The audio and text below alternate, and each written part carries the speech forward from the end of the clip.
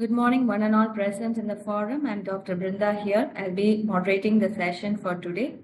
I hope I'm audible. So as we come to the last day of this FDP on CAD and CAM in clinical diagnostics and therapeutics, we highly appreciate your cooperation and participation so far. Today's agenda will be 2 sessions in the morning, followed by a session in the afternoon. And then we'll have a valedictory session, after which the link will be provided for evaluation test. To begin with, a gentle reminder to have your Zoom in mute and camera off for the smooth proceedings. Our first session will be by Mr. V. Iraimudi. He's a mechanical engineer and has also completed his master's degree in the field of additive manufacturing for medical applications. He has over a decade of experience in medical image processing, BioCAD modeling, and additive manufacturing. He's also been associated with market leaders like 3D Systems and Materialize. His achievements are numerous, listing out as designed and printed the first 3D printed orthodontic plinths in India for orthodontic surgery, designed and printed India's first zygoma implant guide for Argent Dental Hospital, designed various patient-specific implants for oral and maxillofacial reconstructive surgeries. At present, he has successfully completed 100 plus patient-specific implant cases, designed and developed multiple customized plinths and guides for surgeries, dental implant guide and osteotomy guide, designed and printed first 3D printed custom jigs in India for the placement of pedicle screws in spine surgery, introducing and teaching SRP surgical rehearsal platform exclusively for surgeons. His topic for today is current trends and future scope of customized implants and guides in reconstructive surgery. We welcome you, sir, and over to you, sir. You can kindly share your screen and start your presentation. Yeah, thank you so much, Doctor. Am I audible? Yes, sir, you are audible. Yes, please confirm once I share the screen whether it is visible. Hope I know. Yes, sir, your screen is visible. Okay, Doctor. Thank you, Doctor. Thank you for the nice introduction. Over to you, sir. And also, I would like to thank Dr. Arun Kumar, sir, for the opportunity, being a panelist of the more experienced doctors, professors have been listed in our first four days. Hope you enjoyed.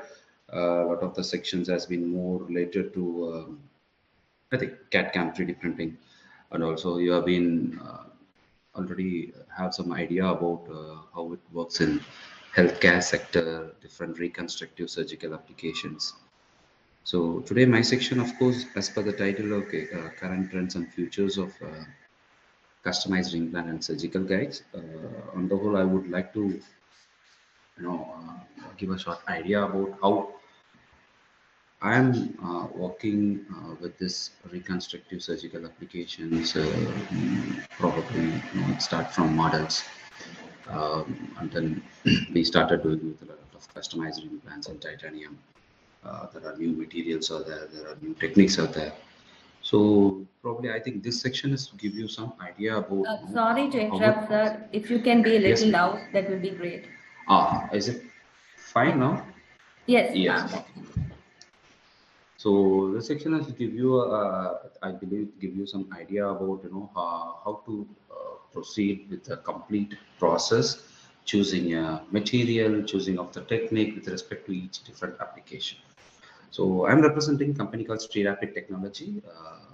We believe on promoting new technology as a complete digital manufacturing workflow. And okay, I want to give a small idea about who we are. So the gentlemen like Nitin Chaudhary sir and Shashidhar Kumar, they are the one who introduced 3D printing in India 25 years before. And then our complete goal is it's not giving a one point of solution. We have to be in an end-to-end solution starting from scratch to end product. So it's not only software, it's not only hardware, it's a complete work process that we believe more that what we are representing in. And then I would like to invite everyone to our facility in Mumbai. We have a center called Customer Innovation Center. Okay, in there we have nearly 15 to 16, 17 3D printers of 10 to 12 different technologies.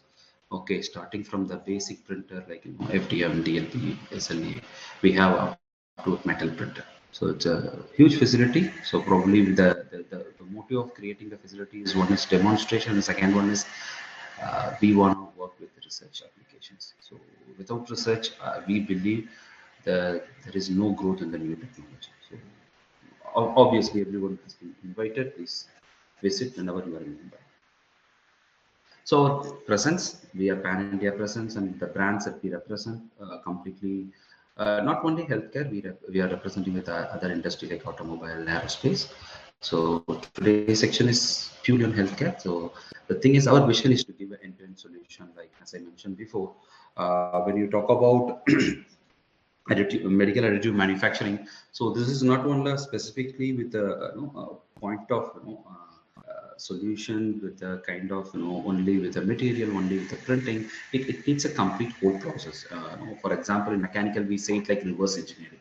Okay, that's the same thing that we are doing it here. So this is a complete nutshell. Of course, the product we represent at the same way, it also represents the workflow. Okay, so medical additive manufacturing currently we are working in the three different workflows, probably three different sectors we can name it. Okay, one is reconstructive surgery of any surgeries, reconstructive or normal treatment process, whatever may be purely on this. It starts from the patient CT scan data, and then we have to go for the medical image processing. Then, if it is required, you can go out for the designing of guides, virtual planning of the surgery, designing of implant. You can go for BioCAD modeling software. Then you can choose the material, print it, and you can use it for surgery. If your requirement is only for the model, so once you've done the image processing, then you can directly go out for the printing, use it for the surgery. The second thing is for orthotic and prosthetic, it is purely external of the body. There are a lot of 3D scanners in the industries. You can scan your external part like hand, you can create hand braces, prosthetic leg. The same thing that you can, once you scan it, you can do the reverse engineering and then you can do some designs of the prosthetic and orthotic what you want. You can print it and you can use it for it. The third thing is for dental. Probably more people will aware. I think after my section there is also a section for dentistry. So I don't want to go in deep on that. I just give scanners like intraoral scanner, model scanners are there. Then there are a lot of designing softwares for crowns, implant planning, aligners. That's happening more on nowadays in 3D printing. You can 3D printer, you can use it for that treatment plan. On the whole, the reason is the inputs are more important, like CT scan, patient scanning, and intraoral scanning. So it depends from the input, the quality, the work that.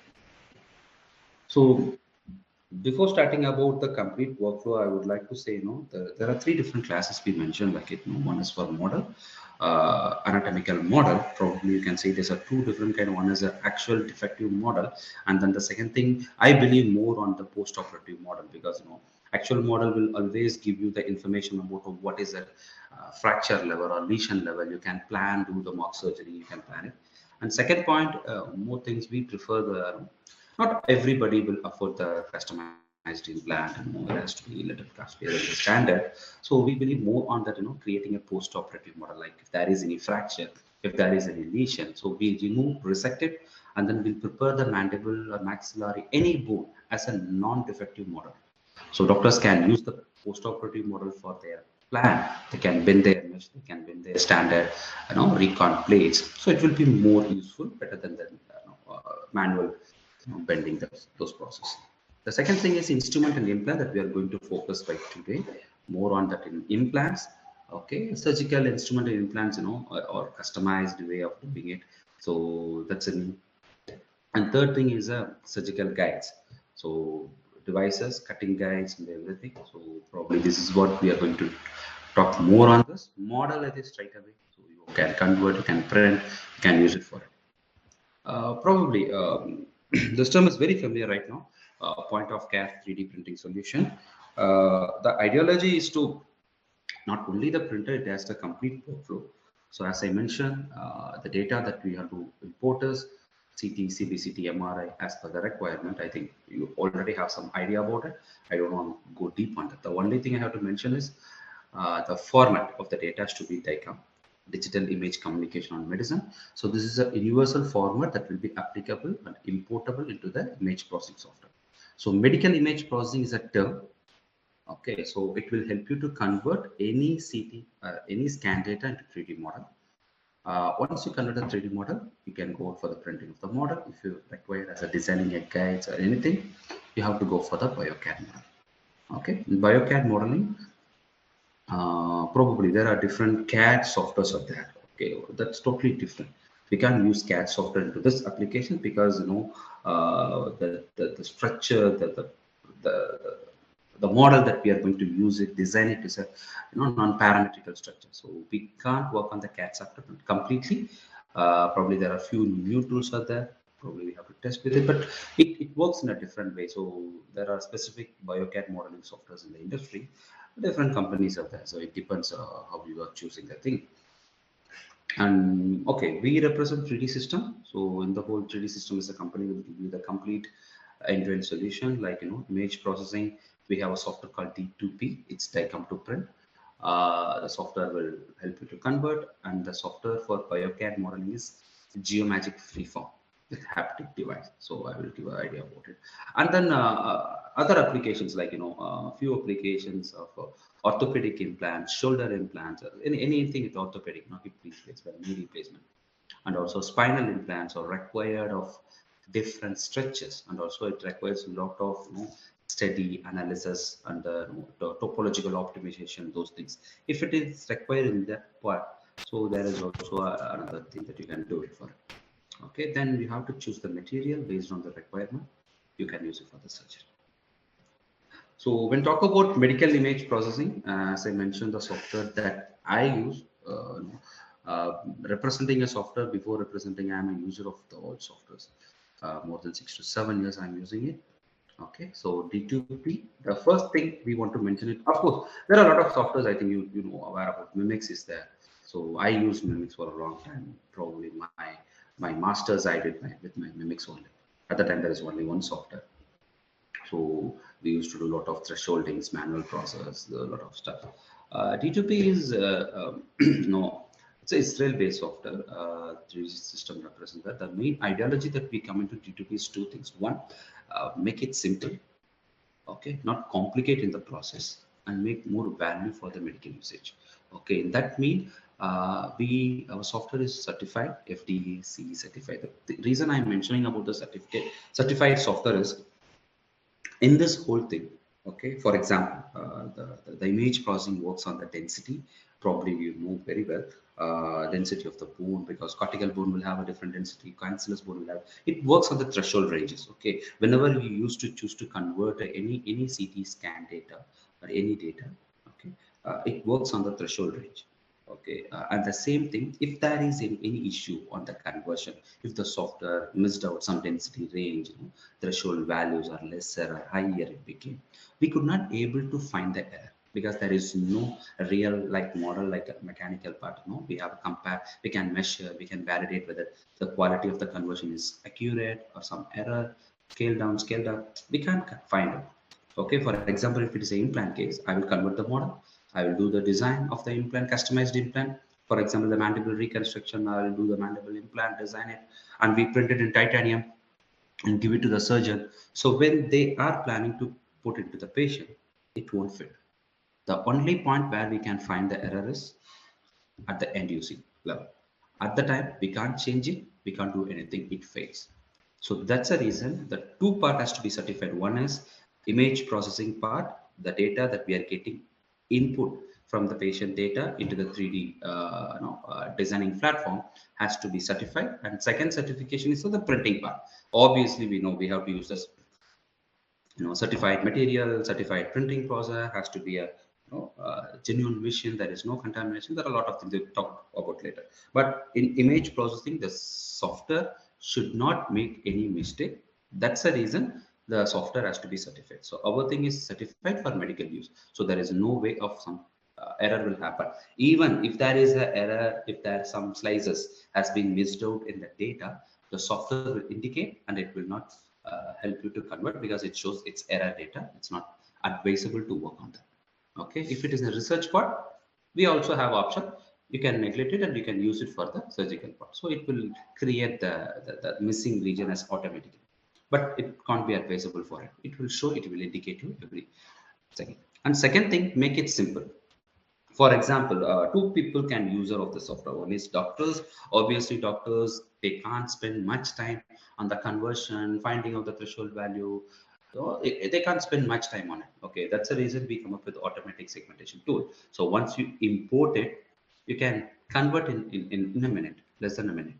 Okay, it will do automatic segmentation. If you want a bone, if you want a vascular region, arteries, everything it done. The second thing is biomedical engineer. So as an engineer, okay, I'm a mechanical engineer. As no, it take me long time. I did small courses on anatomy, then I able to study and we are able to work on that. But the thing is, on the whole, the new this software has come along with the automatic segmentation of separation. Each and every tool is automated, since you just want to pick a point of where you want to segment, where you want to separate, where you want to extract it. So just picking a point, it will automatic segment and it won't make any errors on that. So it makes conversion work very easier. You don't want to spend much time on it. These are the advantages when you're talking about the treatment plan, because this is not only the conversion level. So we need to be sure about what we are going to do, where we are going to resect the abnormality, what is the extension of the lesion. For example, if there is any existing screws, plates, some failure cases, you want to find out what is the existing bone after removal. So we can do everything in the software itself. So you can quickly understand, you can convert the anatomy, you can do diagnostic basically, you can measure, you can do the resection, you can place a cut. Exactly, you can place a cut, you can remove it, you can see what is the bone inside, cortical bone level, cancellous bone level. If you have a digital file of your surgical screws, plates, even you can import it and you can place it over the bone. You can see where it works. Not only in 3D, you can also see in the 2D views, like sagittal, coronal, axial, three views. You can synchronously, you can see all three different views. And as I mentioned, you can extract the existing implant, any process inside the body. You can exactly extract it, and you can see what is the bone existing. So based on that, you can plan your implant designs, whatever guides. And the individual bone separation is a tool. It will help you to, for example, I used to do a lot of spinal scoliosis cases. The thing is, we spend more time on the spinal segmentation. So we have to segregate each and every vertebra. It's not like a normal spine. Oh, you all aware that scoliosis cases sometimes completely fused. The ribs can connected. A lot of things has been fused. So the finding out the proper way, you have to work each layer of the complete CT to separate one bone. But in G2P, you just want to pick a point of plus point and minus point of the which vertebra you want, which vertebra you have to separate it. So it will automatically segment based on the bone density. It works in the right way. So as I mentioned, this is bone model. You can see here, this is what automatic segmentation tool. Once you import, you can see what the data inside. You can vary it and you can find out how it works, how you can do this process on the whole. And then you can see the point, like, as I mentioned, segmentation of connecting bones. You can separate it very quickly, plus and minus point. It works in that way. So here you can see highlighted region of segmentation.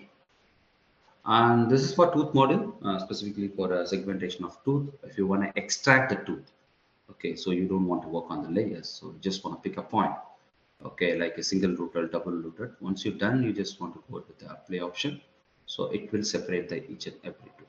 So you can do on the whole, you can also do individual tooths.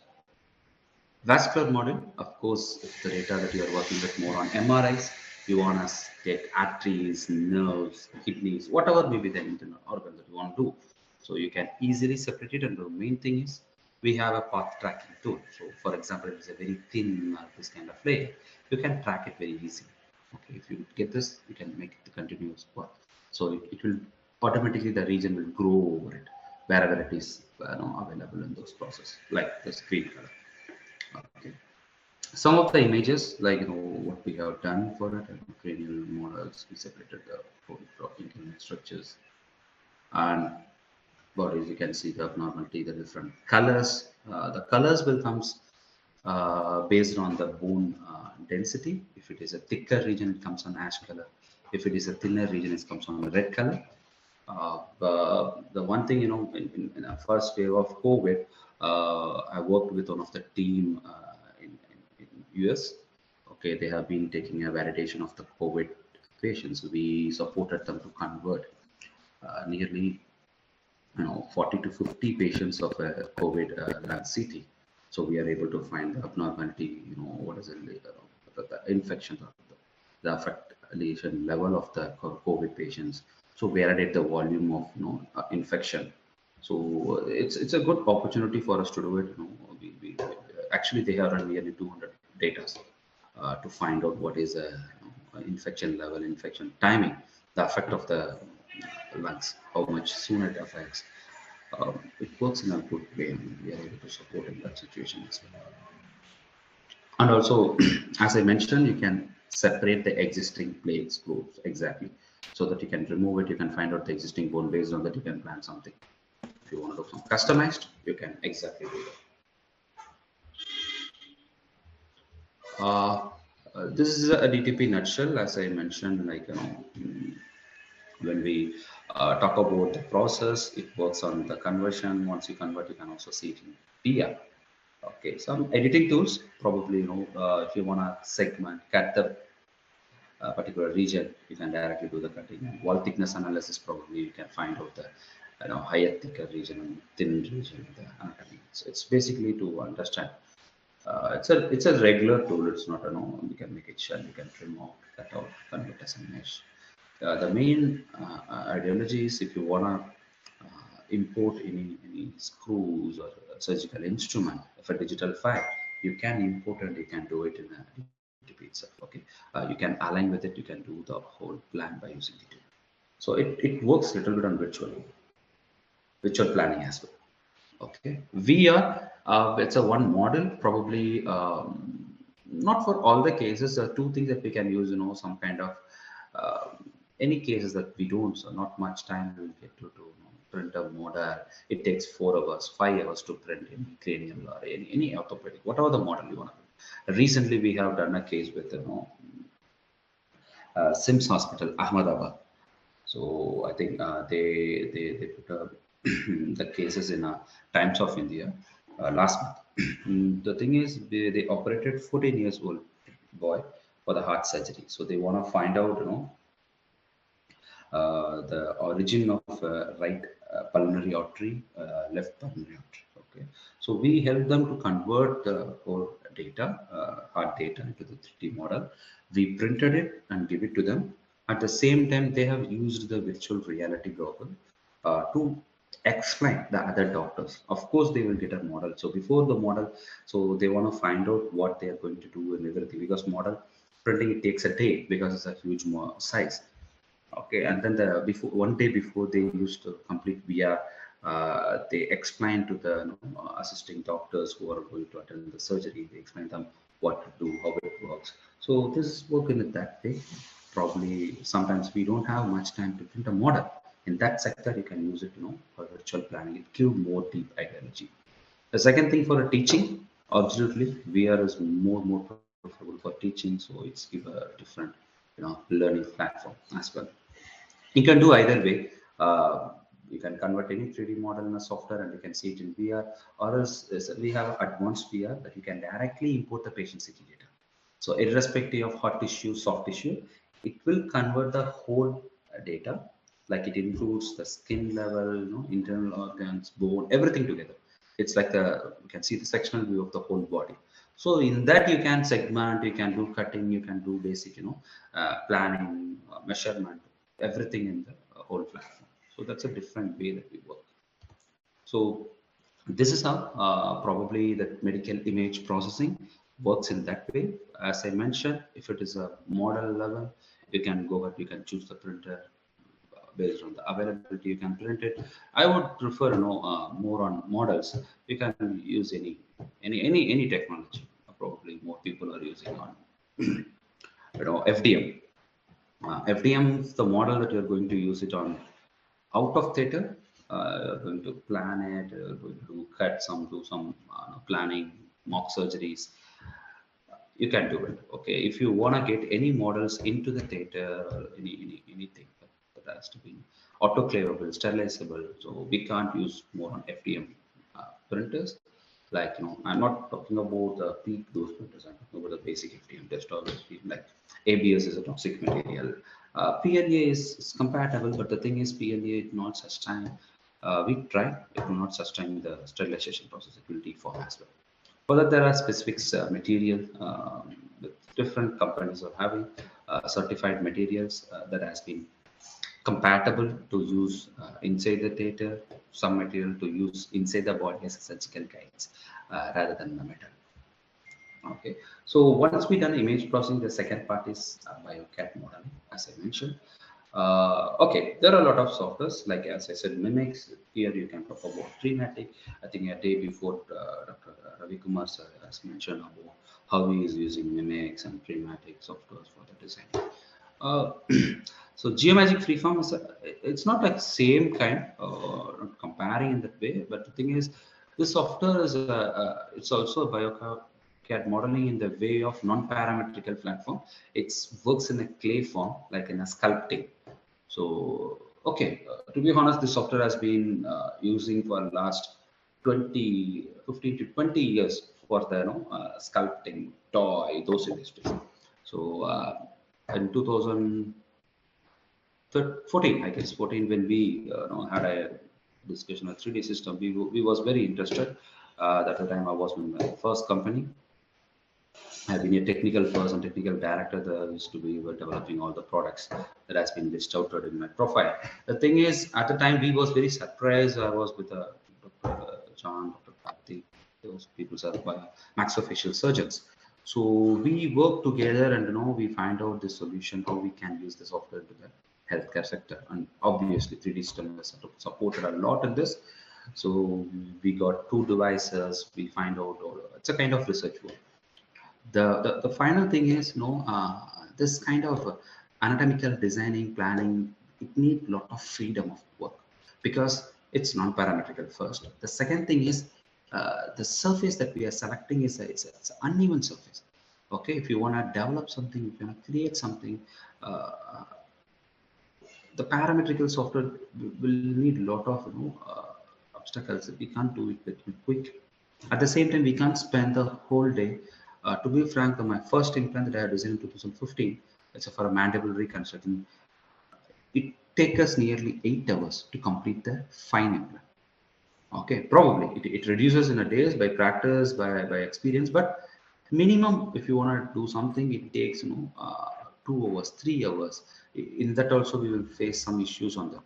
Okay, but freeform will make things very easier. Like doctors who are practicing in dentistry, you have a practice of doing wax models. Okay, the same thing that you are doing digitally.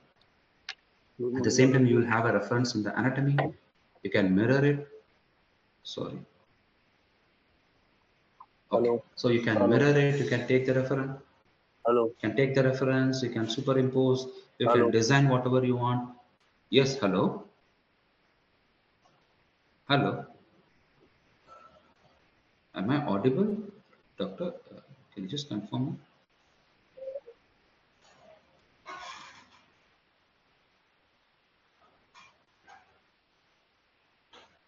Hello. You are audible, sir. Yeah, yeah. Thank you, thank you. So that's how the software will work. The main thing is you can see the device here. It's as a haptic device. Okay.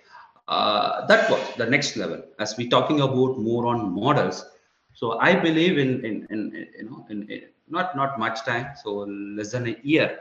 Probably there is a time we can avoid printing the model because the reason that we are printing a model is we need a physical touch. Okay, we need a physical examination experience, and we want to cut it, we want to measure it, we want to plan it. We have to place the plate over there, we have to place the implant over there.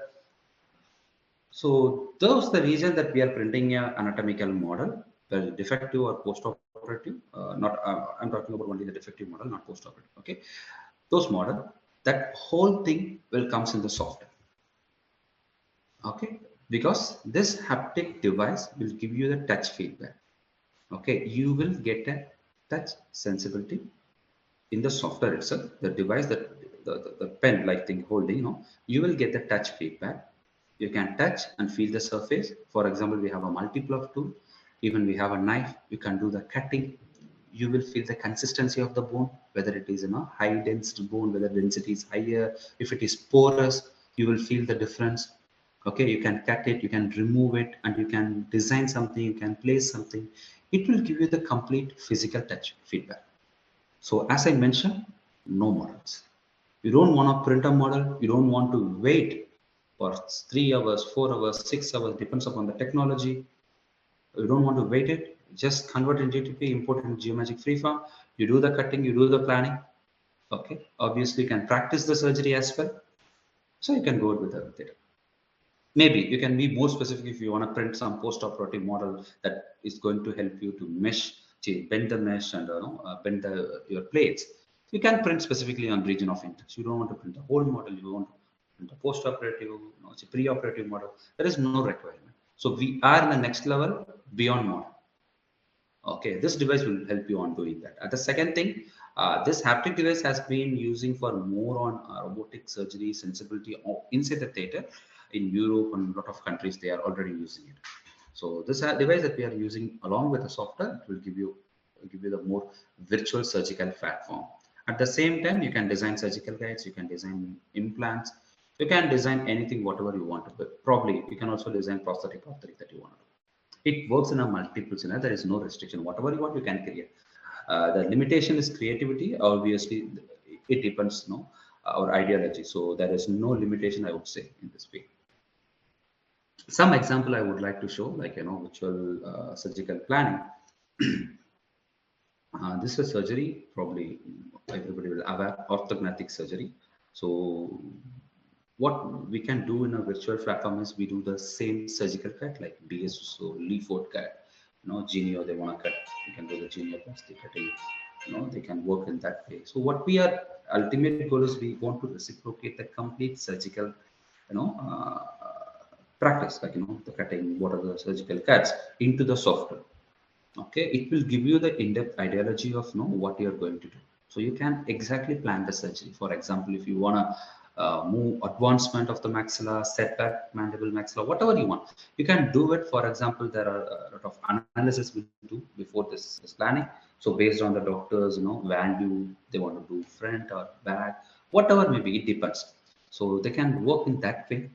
At the same time, we will have an option of doing and changing things. Probably sometimes it works on the value. Sometimes we have to change a little bit more than the value.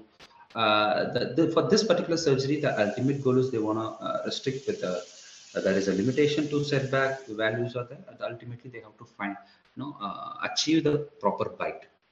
Okay, class 1 case or the class 2, class 3. There are different things are there. So based on that, they will find, they have to achieve the proper bite.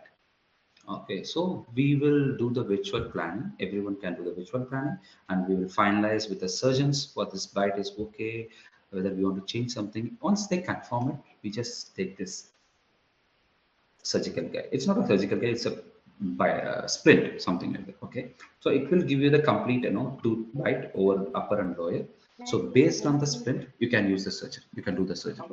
So once they open, they do the both cut, and they will fix the maxilla mandible based on the bite. Okay, they will do the wiring and tie it over it, and then they will put the screws over the resected region. I mean the cutting regions. So it works in a huge way. I have been assisting for this kind of orthognathic surgery from 2015, from 2015 to 2019. So last 2 years, I'm not doing much cases on this. I'm not doing guides. So there are a lot of teams that started doing it. But this kind of thing, I personally have done nearly 300 cases all over India. So it works in a way that reduces surgical time. A few errors we can rectify it. Surgeons don't want to trouble. The completely the ideology is to assist them. Okay, assist them, giving them some solution in the way of accuracy. So that's what we want to do it. Okay, we can print this surgical guides in either way, like in a plastic model. Somebody is printing it in metal.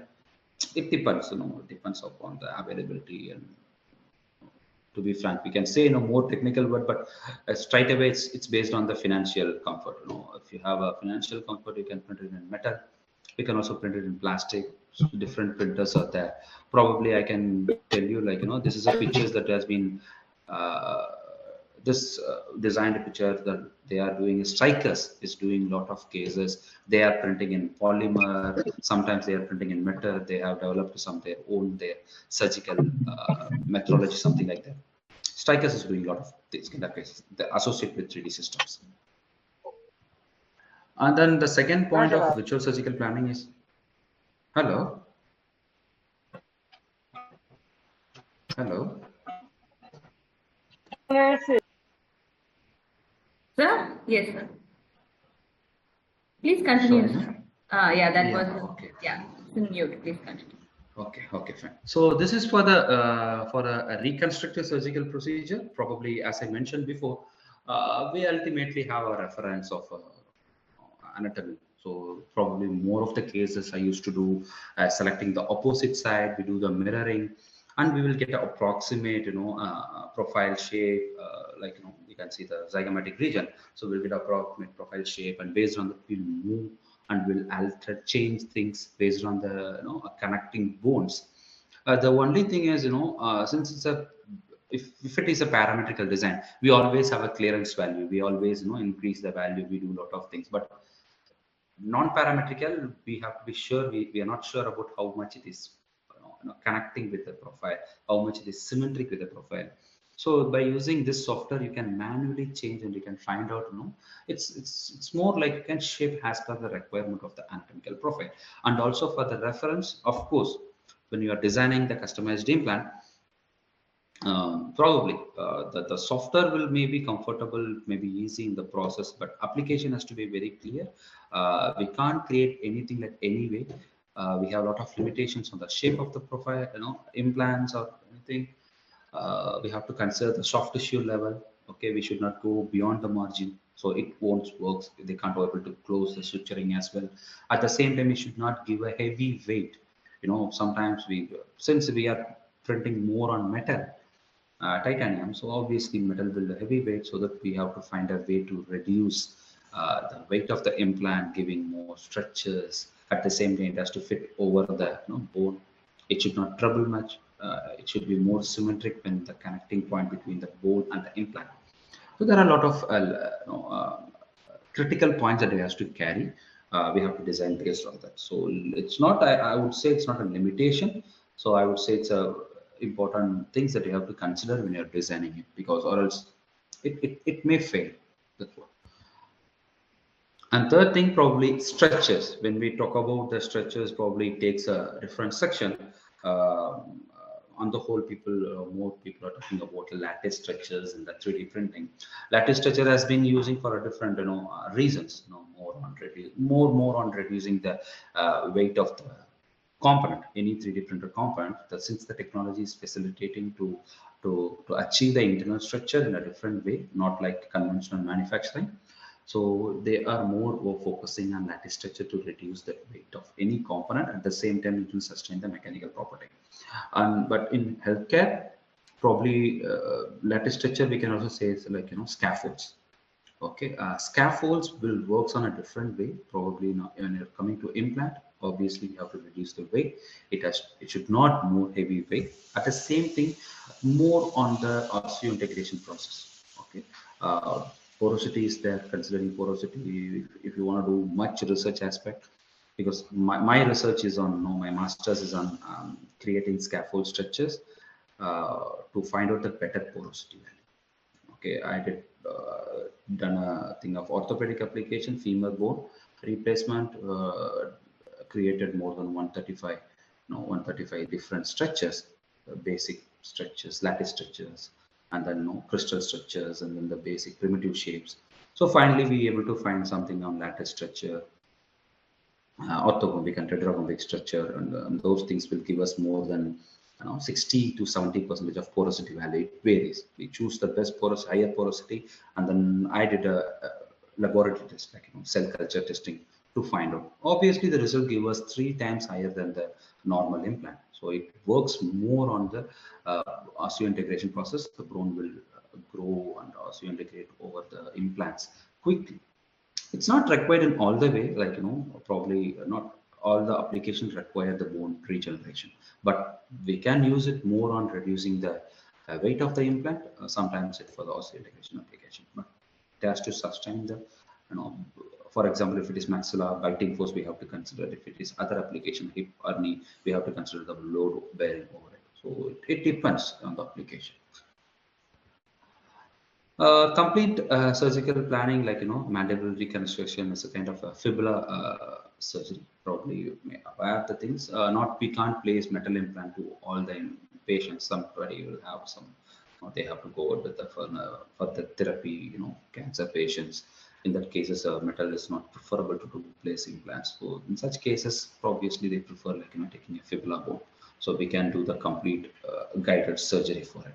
Okay. And spine, obviously my favorite. Probably I will show the case what I have done. My first experience, it works more on pedicle screw placement. I won't say this is a limitation. This is what I have done.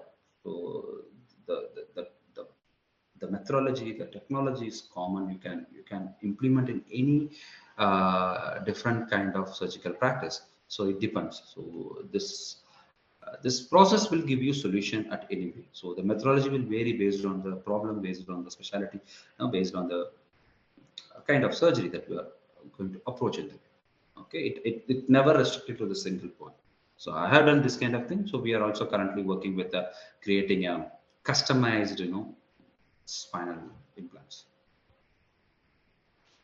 Implants, designing of implants, obviously it works in a different way. It depends upon the application, but more we prefer to select, create anything over the surfaces. As to be, customization, it's a more important thing. Because, okay, I would like to mention 2 things. One, why 3D printing? Probably, sorry, I have to mention first slide, but I missed out it. Probably engineering, manufacturing is always support lot of things in the surgical practice, like, instrument, everything is manufactured. But thing is, why 3D printing? On the last 10 years, 3D printing has been grown very fast in medical sector.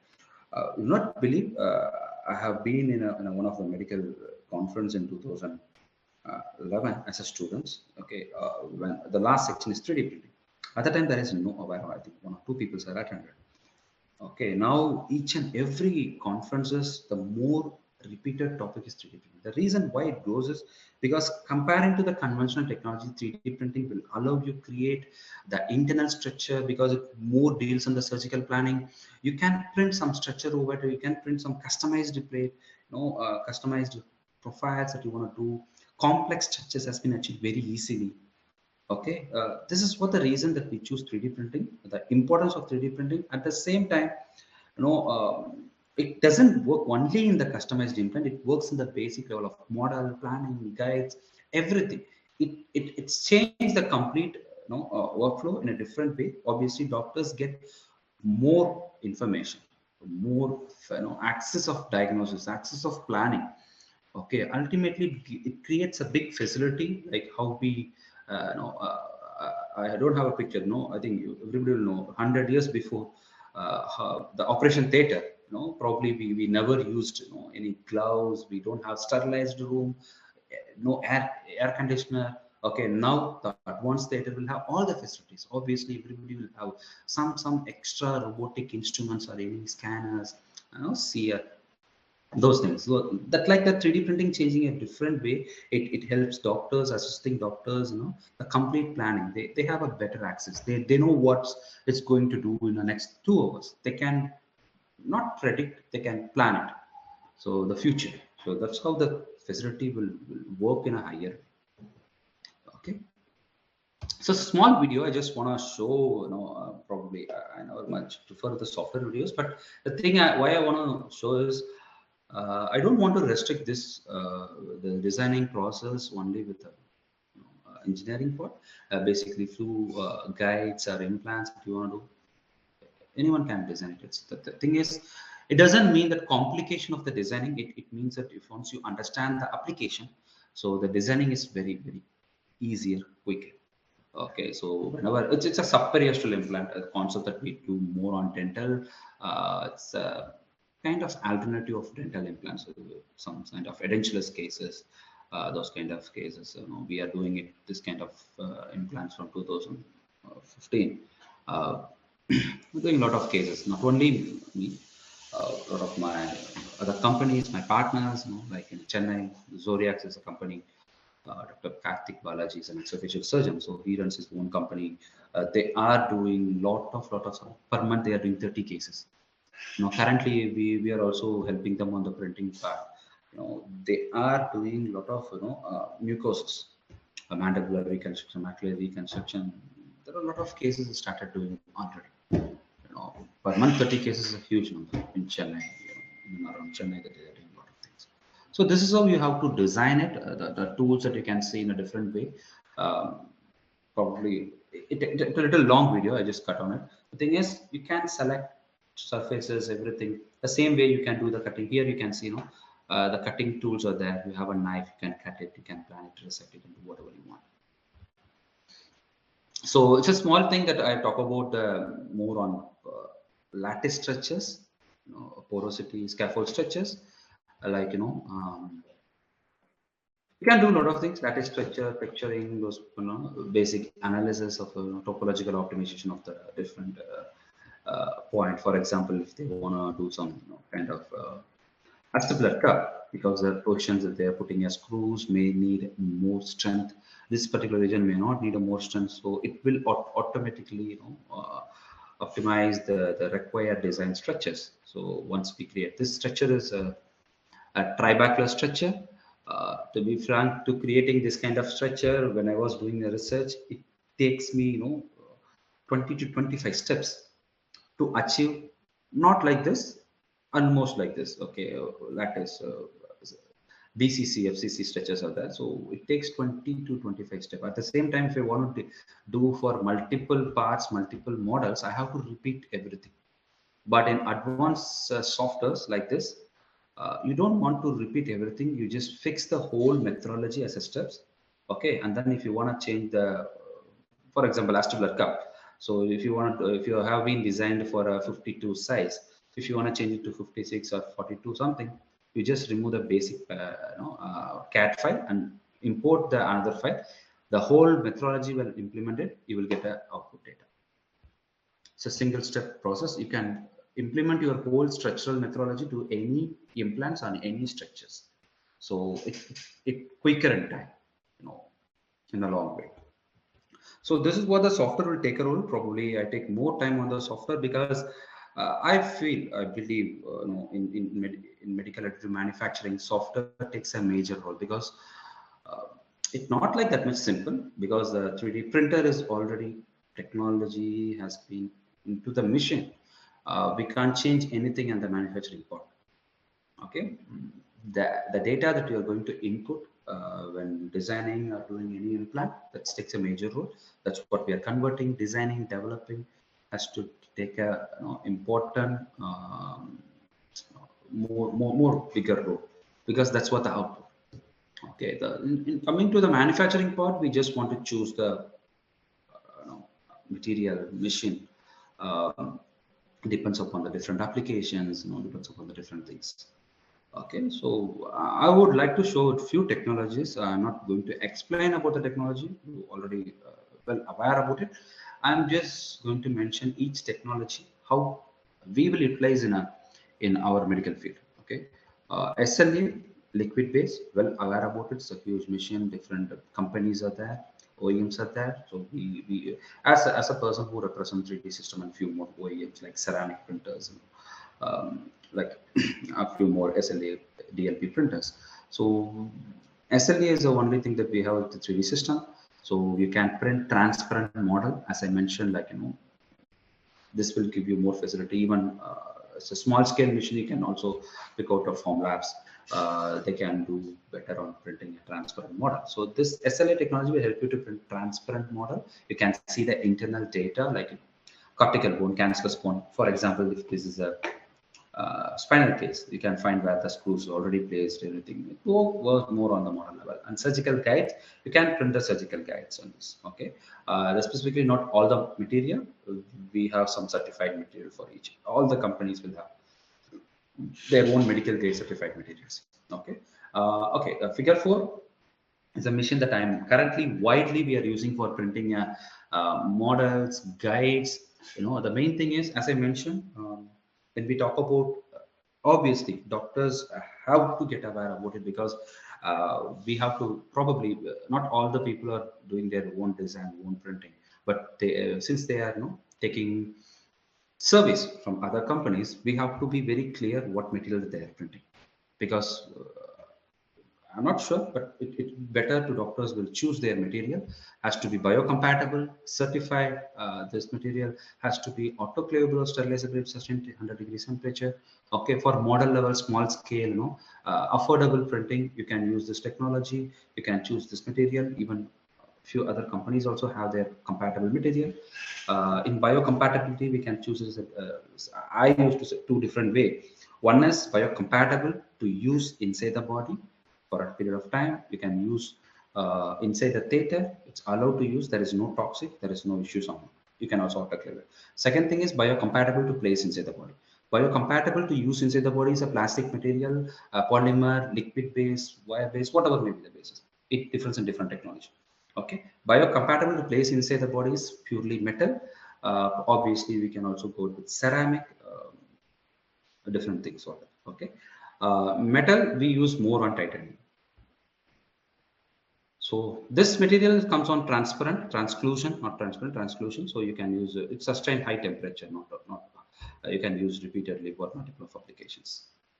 SLS is a technology we use more on prosthetic, and I would prefer more on if you are developing some surgical devices. For example, I have been working with one of the professors with a distractive mandible distractive device. So we printed in SLS. We avoid metal, so it will give almost the better strength than other plastic components. It also autoclavable. You can do repeated sterilization autoclave process. It sustains all the process. Good mechanical property. More people will do it for prosthetic and orthotic. CJP is a technology, color jet printing, which obviously help you to print multicolor model. So one thing, it's a physical model that help you to do a mock surgery, those things. The second thing, patient understanding. So majorly this technology has been using in Europe and US for printing a model, explaining the patients what they are defected with, what is a defect, what is the problem of it. So they will get more confident on the working. Metal, that we are going to see some cases based on the metal. The same printer I have been using from 2015, from the first case till today. And we have the same printer in Mumbai, our facility, DMP 350. It's a bigger part bed size. And the thing, we 3D system have two facilities in Belgium, Leuven and Denver. It's purely, we are a 3D system, like a company, we are more focused on healthcare. And the main facility that we are having in two places is purely for healthcare. So we are a manufacturer of strikers, Johnson and Johnson, more than a decade. So we print, nearly 1 million of implant every year to customize those stuffs. So these are the metal implants, that material, medical grade PA6AL4P. So, and also I would like to introduce a new technology, that 3D Ceram. 10 years of research to come up with the biocompatible ceramic material. Okay, of course, the main thing is there are a lot of research. Even when I was doing my master's, my colleague Dr. Hariharan did research on hydroxapate coating. So we are not able to print or anything because its strength is an issue. But this company, they're able to achieve the good mechanical property, those stuff. So you can see it here, different materials, hydroxyapatite, HAP. You can use it for all the application. Probably we prefer more on non-loading application like cleaners and those stuff, because in orthopedic, those things, of course, it sustains, but it's good to along with metal. You can put in a double material that will be more sensible to help you to give bone regeneration, better adaptation, those things. And the same thing is, for zirconia for more on dental, those, currently they are going to launch some material that you can print your dental implants. And then tricalcium phosphate, probably you're more aware about those materials. So this is how it will work.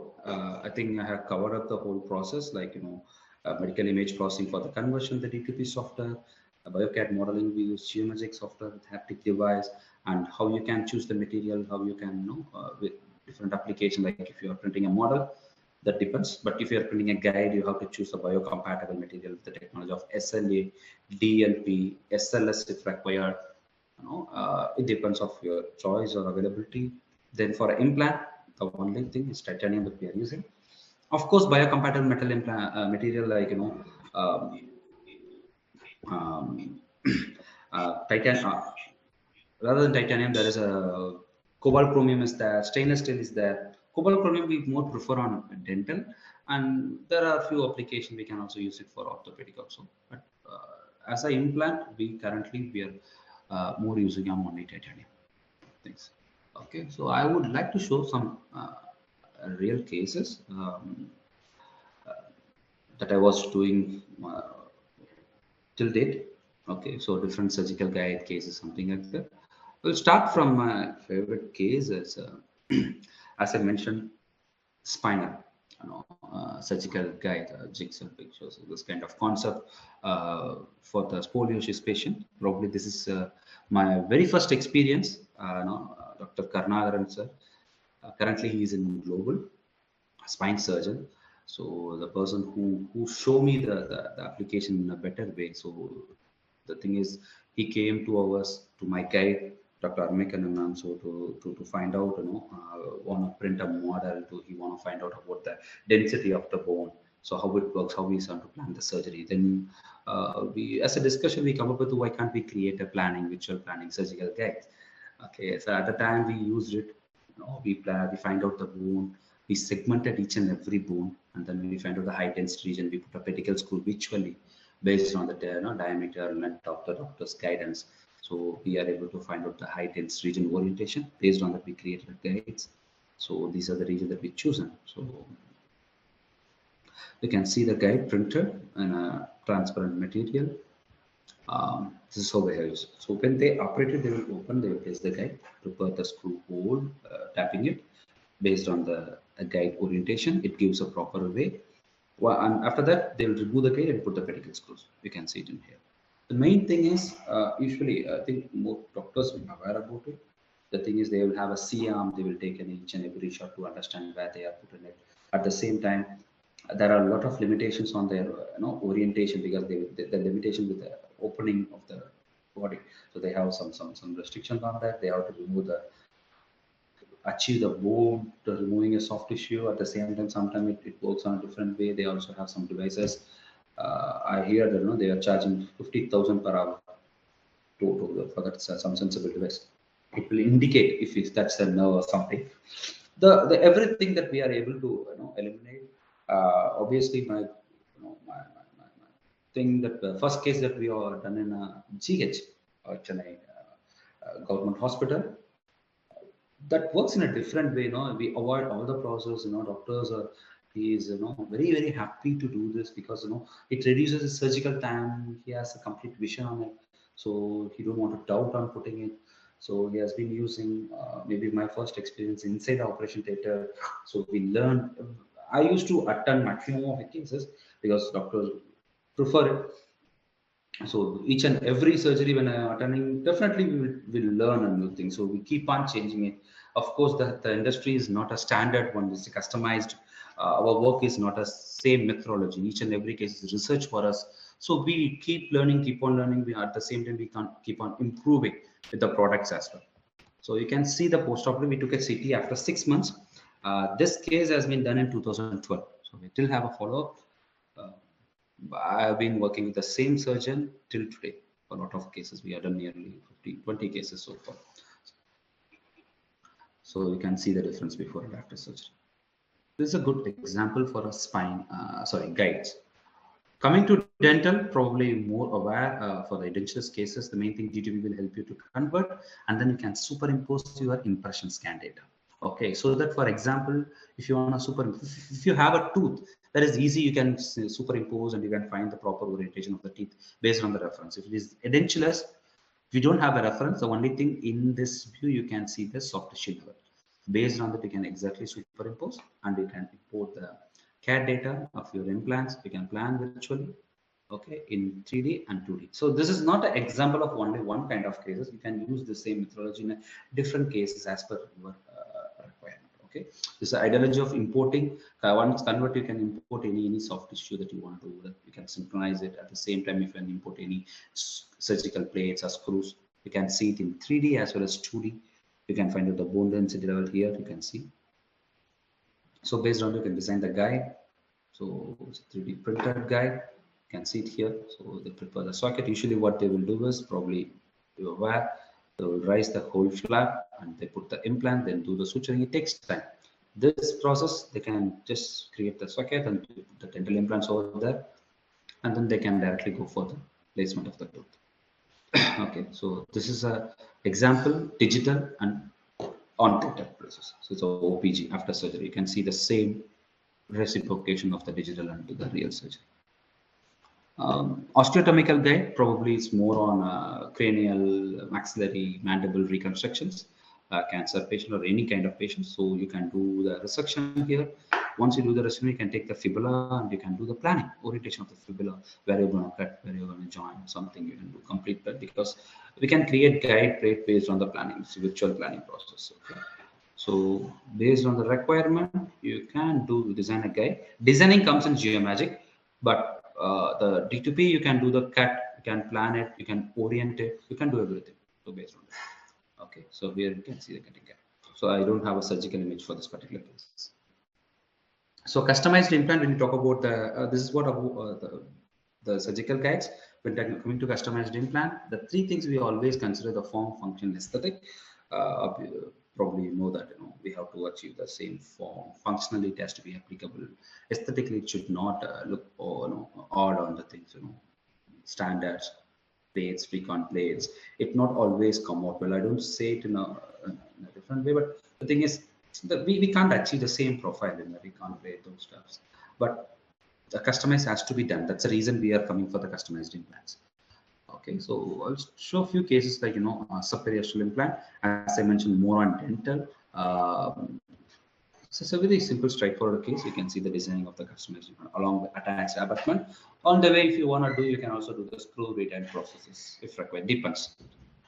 Okay, so this is a printed implant in titanium. So you can see it here.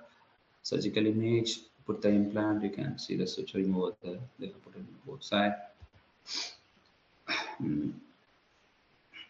So after placing of so we put more screws, but the surgeon has utilized. He didn't want to cover this region, so he put the screws there. It's more stable on that. So the OPG is along with the prosthesis. You can see the prosthetic tooth over there. Okay. Same that for mandible. This is for maxilla. So case we tried with dental planning. It doesn't work because very thin bone. And then this is the design of the customized implant. You can see it here, 3D printed, and this is how they have placed it. So this surgeries are not necessary for all the surgery has to be in operation theater. In more cases, they are doing in dental chair itself. So coming to the reconstructive surgical process, probably this is one of the case done in 2018. I just pick out one or two cases only, not much cases. This is a case that we get it from the data that we extract the whole lesion over there, and then we remove it, and then we remove little bone as per the surgeon's requirement in Geomagic freeform. Then we designed the maxillary implant, more superior complex profiles. This is a different methodology. It's purely surgeon's requirement. Okay, so this is a mandible implant. So you can see on the whole the 3 metal implants. So 3D printed mandible, you can see it here. So this case has been operated in Erode. the thing is, we have done this case in over 3 days. Because in some urgent case, they have to do it. More cases, it takes us 2 to 3 hours to design. We won't take much time on design because we have a more flexible software process. It takes 1 or 2 days for the printing. It depends. If it is a cranial case, it takes a little more time. At the same time, whenever we are, designing this kind of, customized cases, we have to be very clear on the, size of the implant, thickness. So okay, so I used to do, because I have some research.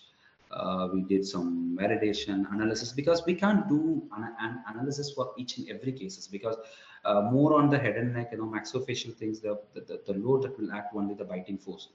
So based on the biting force, titanium, it's a metal, but it gives obviously 3 to 4 times higher in the strength, more than the required strength.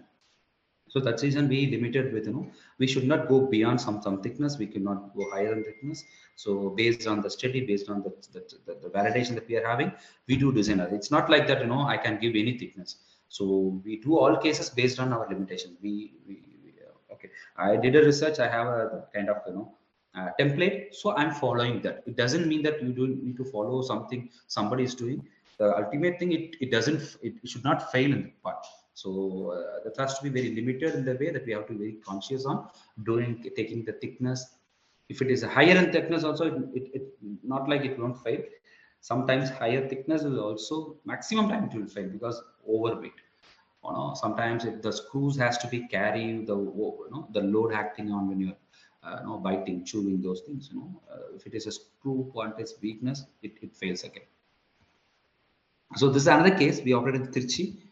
You can see the ameloblastoma case for the young patient. So that's what. So when you are seeing in 3D, you can see some ranges of lesion. So we can also see it in transparent. So you can see the extension of the lesion. So based on that, you can also have a 10 mm of a safer side. So based on that, you can do the resection. Okay, here you can see. It's a cutting guide, because cutting guide is more important when you're doing implant, because the same cut has to be carried out in the theater only through the guide. Because if there is any, if they cut inside it, you can always match it. But if it goes beyond it, the implant will not fit. Sometimes we can't able to find out whether we cut it properly or mistakenly, because we will match with the existing bone, we tilt it. But if the condyle, based on the condyle movement, it will fail. So has to be very conscious whenever we are creating a customized implant. Cutting guide for resection is more important. Cutting guide, designing of the implant. So this is a printed guide. It's a dummy guide.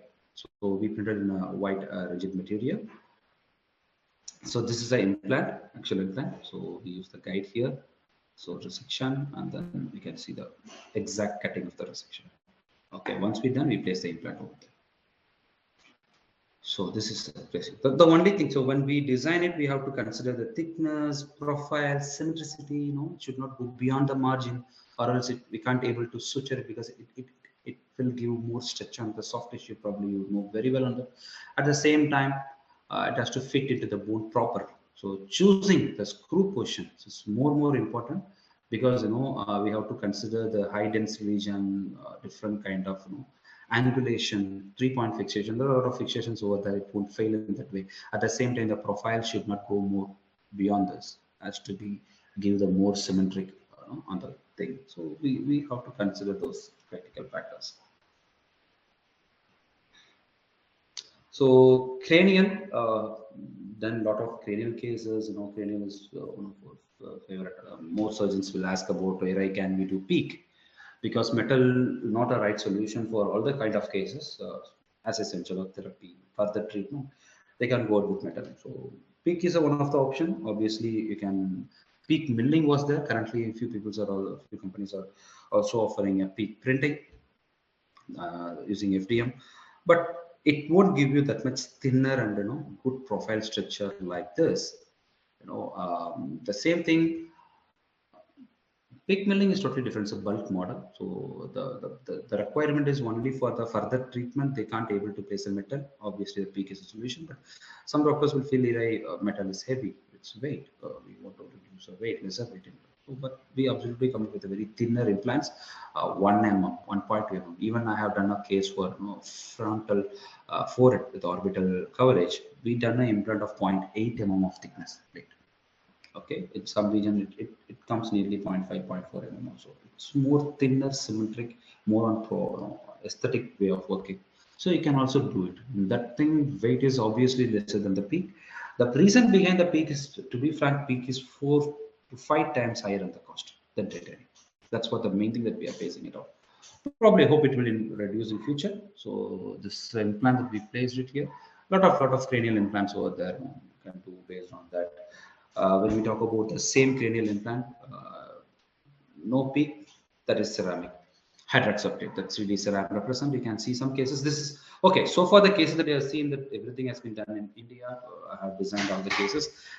This particular 2 cases is from 3D Ceram. So we recently started working with them on the case basis. We are going to do some cases in India as R&D base, but it's not proving. So we have to start 1 or cases to do that. But they have already done a 10 years of study. They have done more, 25 cases, I guess. I'm not sure. Okay. Nearly 25 cases.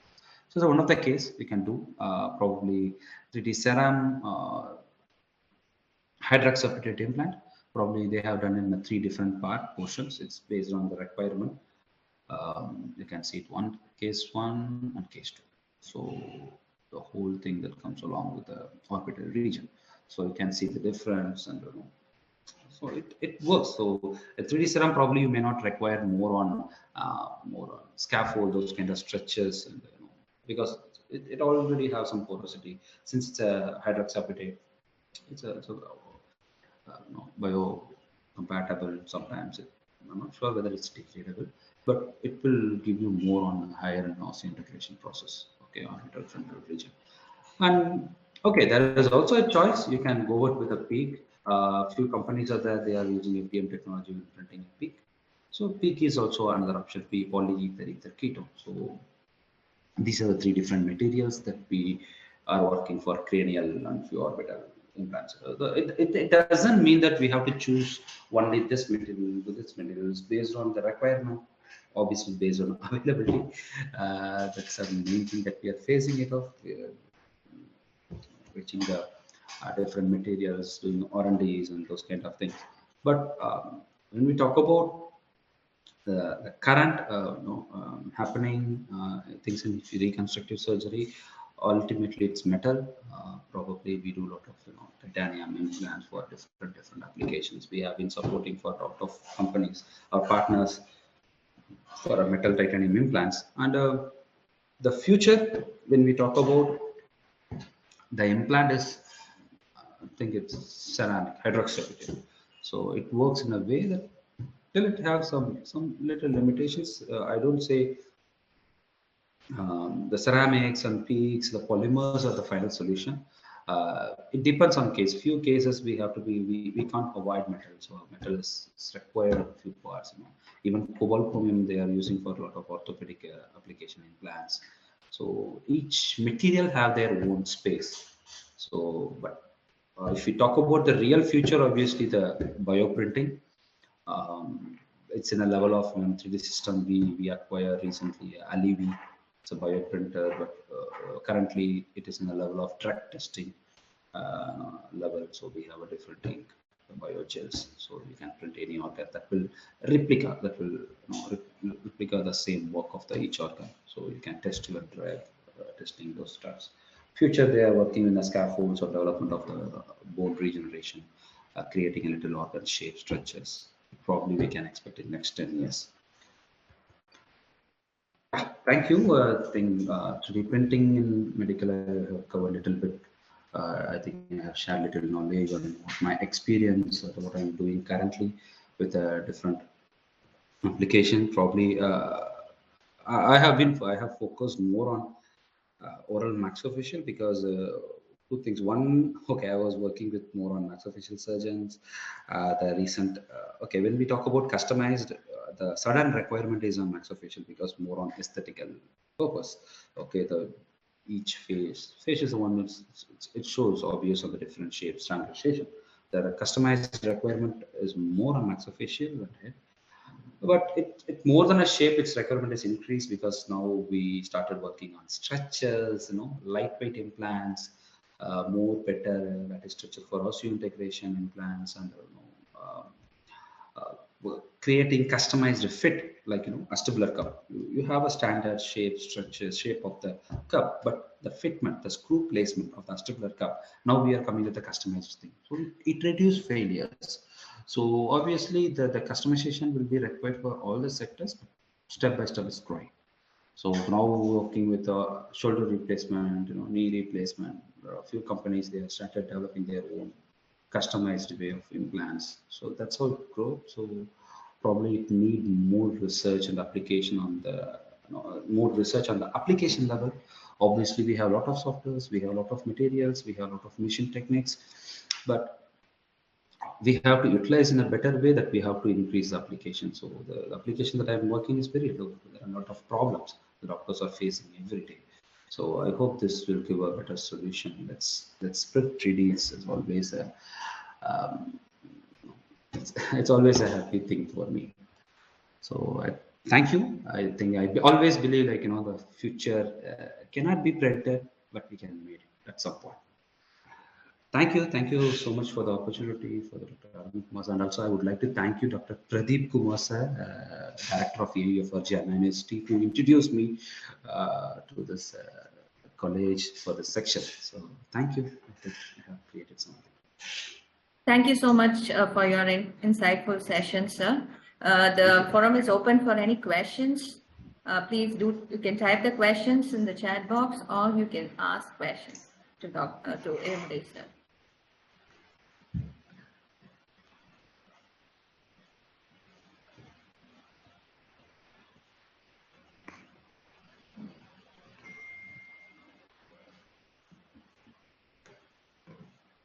I guess we do not have any questions. Thank you so much for your clinical experience also.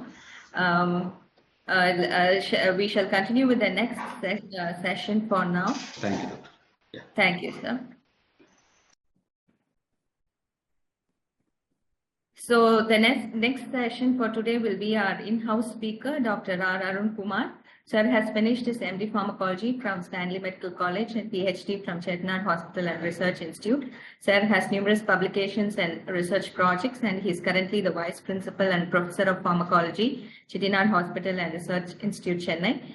His other affiliations are he is the chairperson to the Institutional Human Committee's Ethic Committee for various colleges like Government Stanley Medical College, Government Kirpak Medical College, Miyot International Hospital, Chennai Meenakshi Multi-Specialty Hospital, Lifestyle Research, and he is the Vice Chair for the Institutional Human Ethics Committee for National Institute of Research in Tuberculosis, and he is also a member of the Institutional Human Ethics Committee for Fortis Muller Hospital.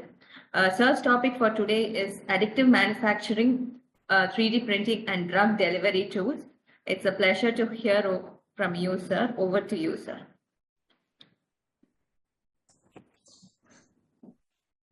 Thank you, Dr. Brinda. Thanks.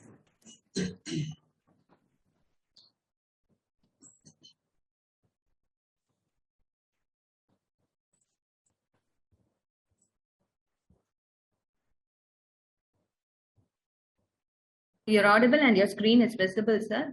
Yeah. You can start. One second. Just we're able to see the slides now. Yes, sir. Yeah, it's moving. Yes.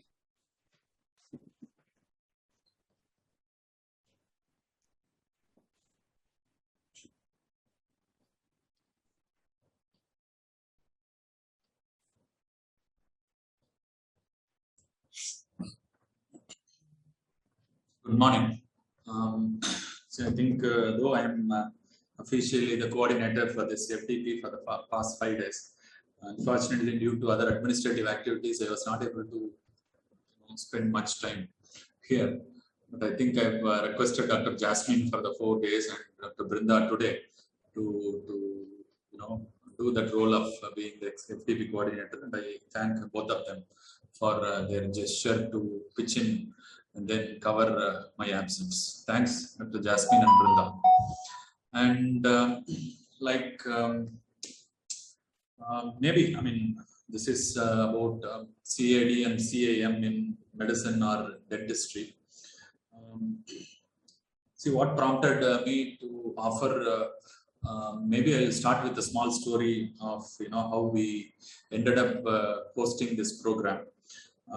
We are trying to do some projects with Anna University in a few areas.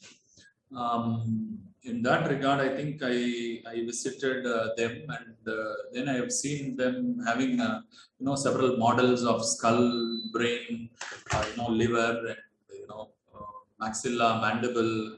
And so I was just checking with them what is this they are doing, and they said that they have this 3D printers, and they are collaborating with a number of hospitals and research institutes to help them, visualize how it's going to be the anatomy of given person. What we know as gross anatomy is a general anatomy of how people will be like. We see so many people, and then we visualize them. Organs like in anatomy or in dissections, then we try to draw liver will be like this or kidney will be like this, and it's a generalized figurative representation of how the morphology will be looking like, maybe externally, maybe internally, or visceral organs, things like that. But these people in Anna University, I think thanks to Dr. Pradeep and their team, we could get this morphology in a personalized manner. And again, what we see a personalized morphology is that, we take X-ray, we take, most of it is based on imaging, tools like X-rays or CT scan or MRI. We take it, and then we try to, assume this is going to be the shape of femur in this individual, and now it is broken, what we can do.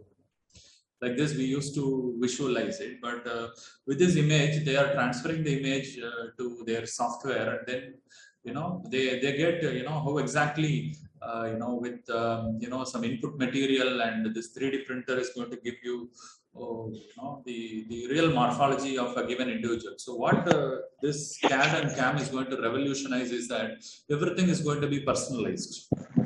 There is nothing like it is common for everybody.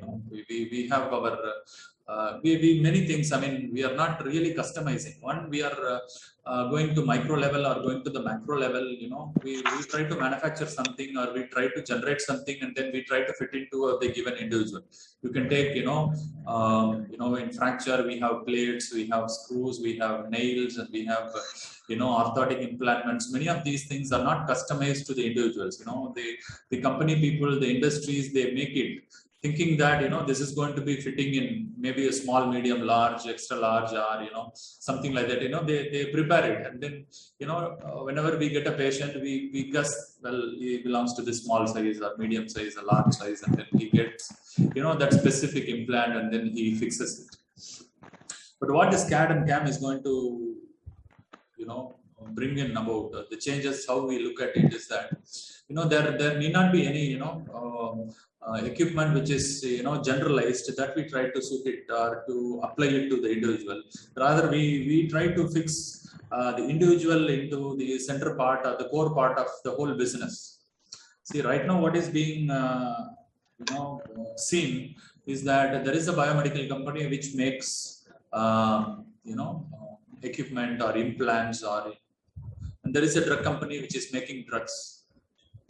According to their machines that they have, according to their procedures that they have, the core person or the core entity of this biomedical business right now is the pharmaceutical companies and industries. I mean, that's the way, it developed. And, they try to offer a few things to doctors, and then we take those materials and then we try to fit it to the patients, irrespective of whether, they really take that implant or, the medication or whatever it is. Now this CAD and CAM is going to, change that model, wherein we keep the individual into the central part of the whole business, and hence if the individual needs a particular size of the implant, it is the duty of the industry to get that implant done and then give it to the doctor who can use it. This is what is, I think, we need to really, understand. What we mean here as CAD and CAM, it's not though most of it is about engineering.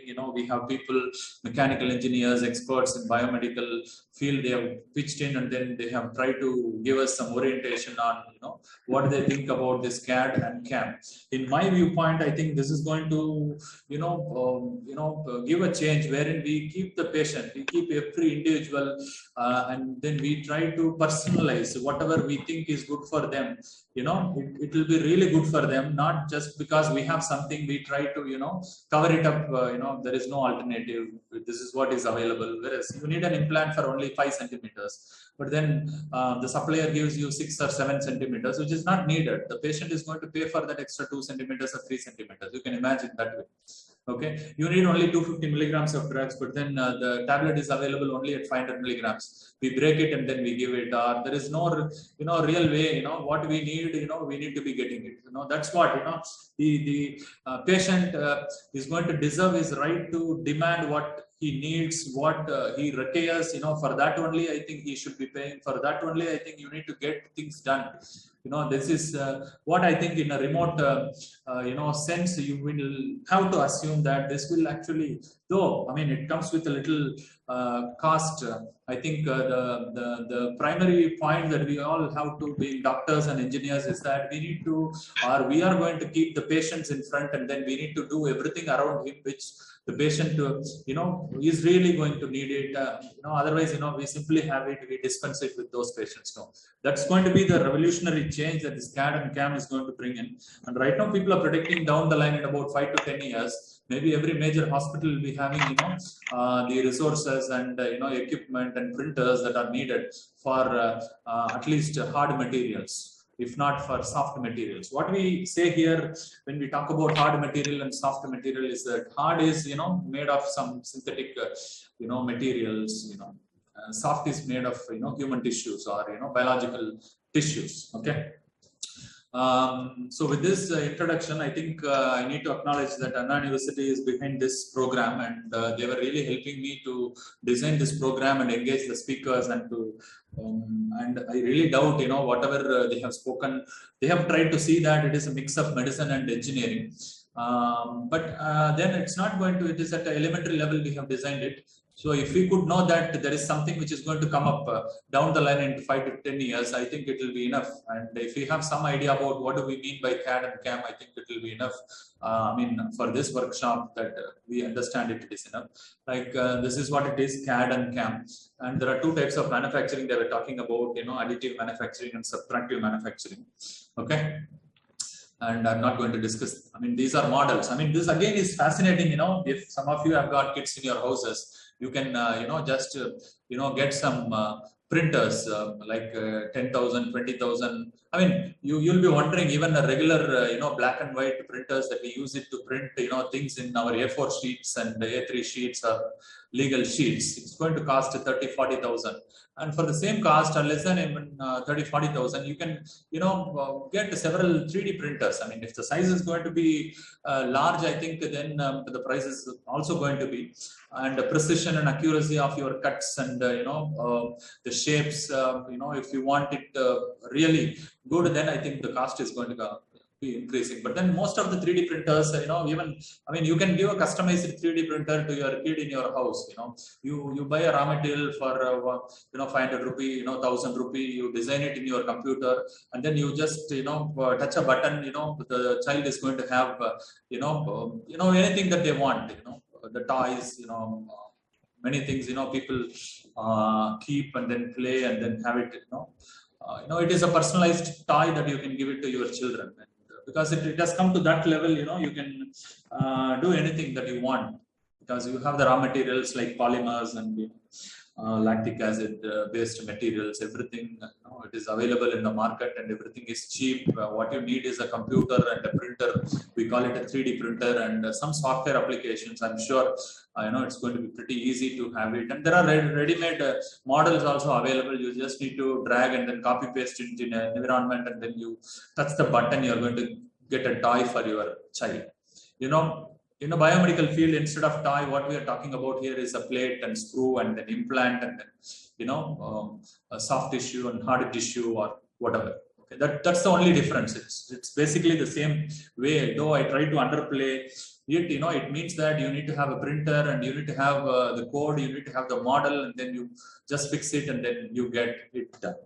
And the models in biomedical field, we get it from the images that we do for our patients. Like most of the times it is a CT scan, it is a MRI scan, or it is a PET scan. These images, you can transfer it to this CAM environment and you can work on it, and then you can design in the computer a plate or a material, and then you give a printing option, and then you get that equipment, and that you will be giving it to the doctor who will be using it whenever he is doing surgeries in his operation theater, whatever it is. Okay, so 3D printers and organ models, people would have talked about it. You can print the brain, including the sulci and gyri, intact. You can even print, there is a honeycomb inside, like people are talking about it. And even if you want to print, blood vessels inside the organs, if you want to print nerves inside the organs, I mean, we are not sure about the function, but then the anatomy, you can retain it, the morphology, you can retain it. So vertebra, heart, and then liver, you can see here, the bile ducts, then, blood vessels, and everything it is. And then kidney, this actually, we learn it. I mean, when we were students, we studied medicine. We used to, buy bones, and then we go to the dissection hall, and then we try to see it, and then touch it, and then feel it, and then try to learn it. But then I think people can print it in their house, the bones, and then they can study the morphology, and you can, print anything in that bone. It is not only the macro morphology of the bone we are talking about, it is also the microanatomy, the micromorphological aspects of the bone also you can print, like some ridges, some sites where your tendons and muscles are going to get inserted, anything you can do it. Though I'm yet to go to my core topic on drug and pharma related thing, I thought I'll just cover it up these things for the benefit of doctors. I mean, engineers, they are experts in it. Maybe I thought I'll, these are the materials that you have it. I mean, polymers, you have it, and everything is available. What is very commonly used is the polylactic acid, PLA, and nylon, composite materials, hybrids, and soluble filament materials, resins. You have very many compounds which are available in the market, which are very, cheap, and you can use it as the input material for these printers. Input, you give an input and then design it, and then the printer is going to chuck out the toy or whatever it is that you want to design.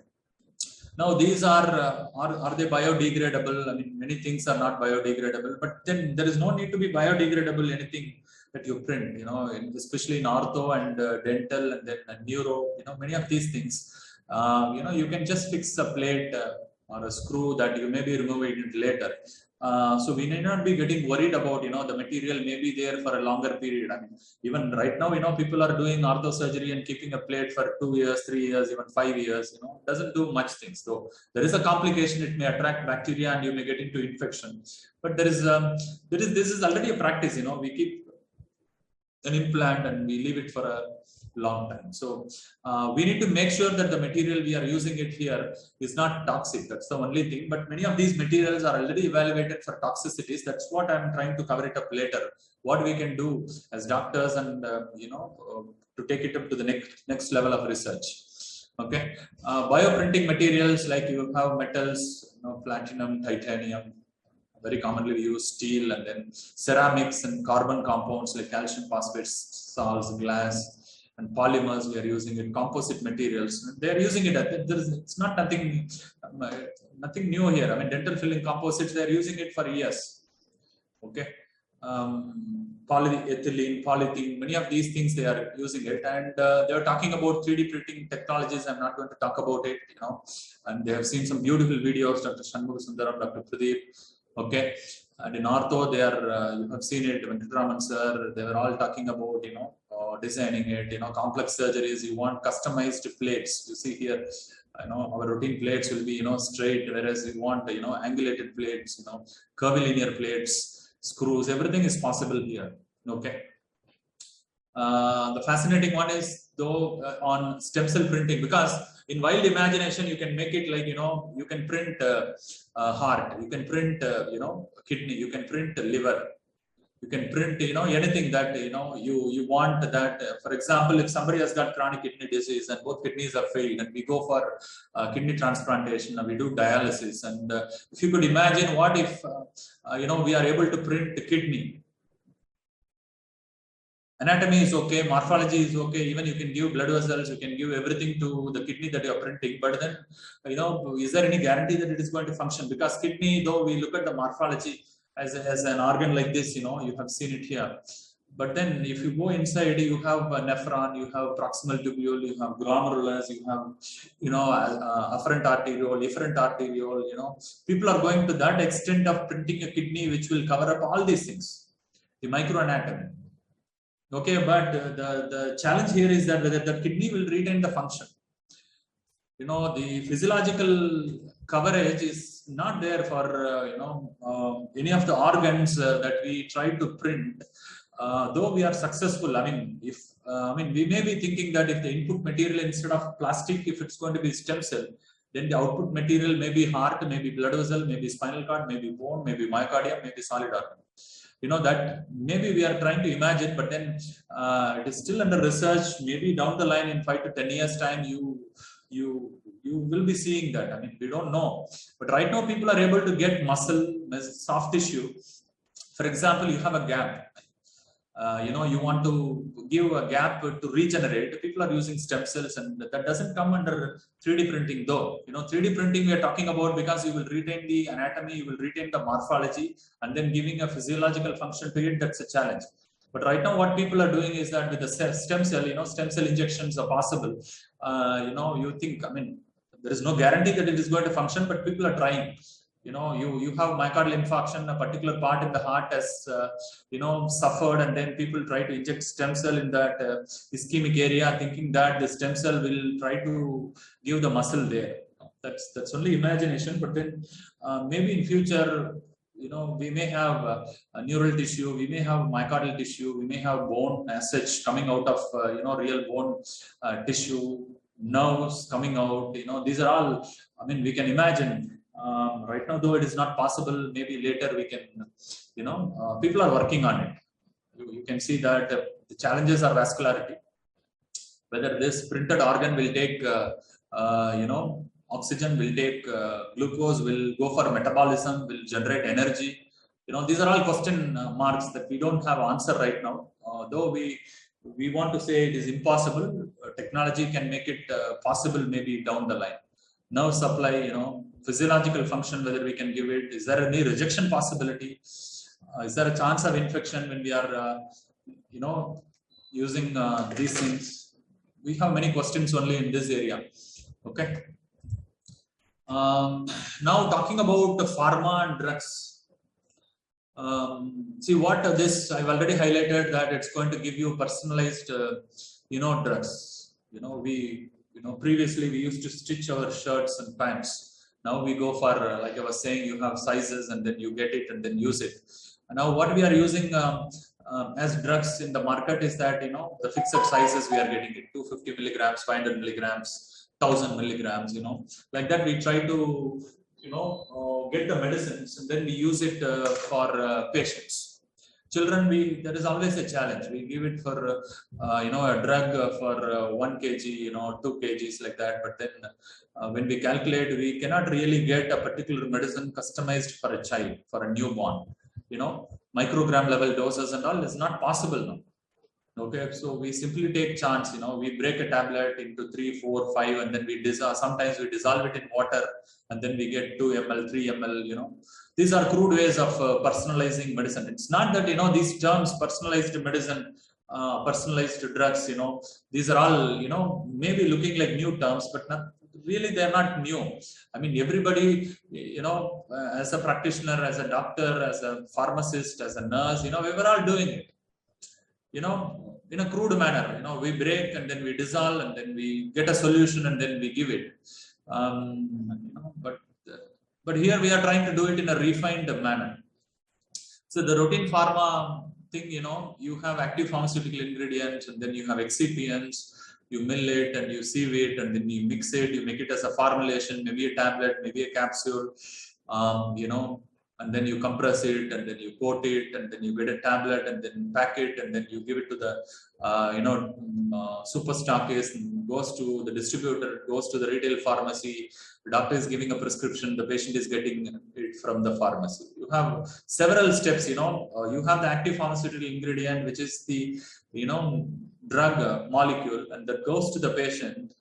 After this formulation is done, after this packing is done, after it goes to several supply chain stakeholders, and then finally the patient is getting, though he needs only 400 milligrams, it is not available in the pharmacy, he gets 500 milligrams and then he takes it. Or he needs 400, what is available is only 300, so he does something and then he takes it.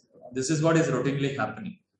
Because you cannot expect a pharma company to make a tablet of 50, 75, 100, 125, which several patients may need several variations in the doses. All these things cannot be made ready-made by the pharma companies, and you cannot have them available ready-made in the market. Now this 3D printing technology can bring it to that level of the doctor will be having a printer in his clinic. Okay, and you will have bars, bars or rods, or some input material of a drug. Okay, if you want to give paracetamol, maybe you will have a huge chunk of raw material with you. Maybe a 1 kg paracetamol you will have it. Okay, in small bars or small sticks like that. So you insert that stick into the 3D printer and you click the button saying that I need 140 milligrams of paracetamol. You just pick it for 140, then the 3D printer will give you 140 milligrams of paracetamol. That's what we are looking at when we are talking about 3D printing of pharma products. Okay, so any dose that you want for the patient, you can get it printed in this 3D printer machines. The input material, of course, you cannot manufacture. The input material will come from the pharma companies, like half a kg or 1 kg in multiple bars or sections. That section you will use it as a raw material, and then you can manufacture it. The challenge, though, may be packing it, but then packing is again made it easy. I mean, you have a lot of printers available to pack, and packaging machines are available. And I believe that everything is going to become a customized pack. You can buy for a 2 or 3 lakh rupee a 3D printer of pharma product, and you can buy raw materials. For example, people are practicing specialty medicine. Okay, and even ointments you can imagine. Previously, when I was a student, it was not there, but many of the seniors would have got into this dispensing. They mix 3-4 ingredients and get the ointments and creams, and then take a butter paper and then put that cream and then give it to the patients. Okay, so I mean it's again going back, though in a refined manner. That's what is about the 3D printing of pharma products. You have APIs and then excipients. Then you design it and then you do this 3D printing and you get the pharmaceutical product. Now, what is the advantage is that, see, this is what will be a raw material for it. You have the drug-loaded filaments. Okay, you have the raw material here. The advantage is that any shape you can get it. I mean, many of the pediatricians or practitioners would have by this time known that it's very difficult to make the children swallow the tablet because it's a white color. It's not about for the color or the shape or the attractability or the visible appealing nature of the pill matters, but it does matter.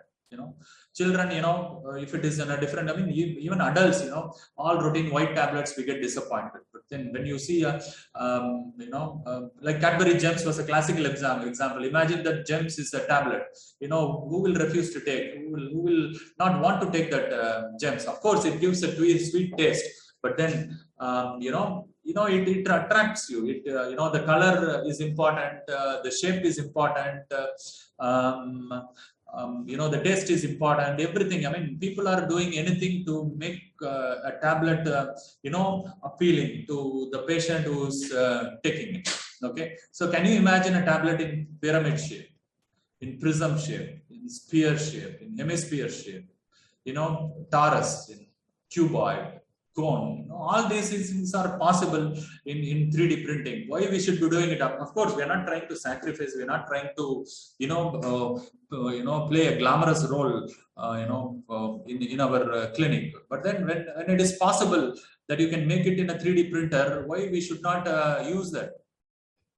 Okay, everything is possible in a 3D printer. It's going to print 500 milligram of paracetamol in a cylindrical shape is possible. In a cone shape is possible. Okay, and you can make a chewable tablet in a different color, different shape, different taste. And believe me that when you are fixing this raw material, you can add other things also to it. Like you want to give a specific flavor to it, strawberry flavor.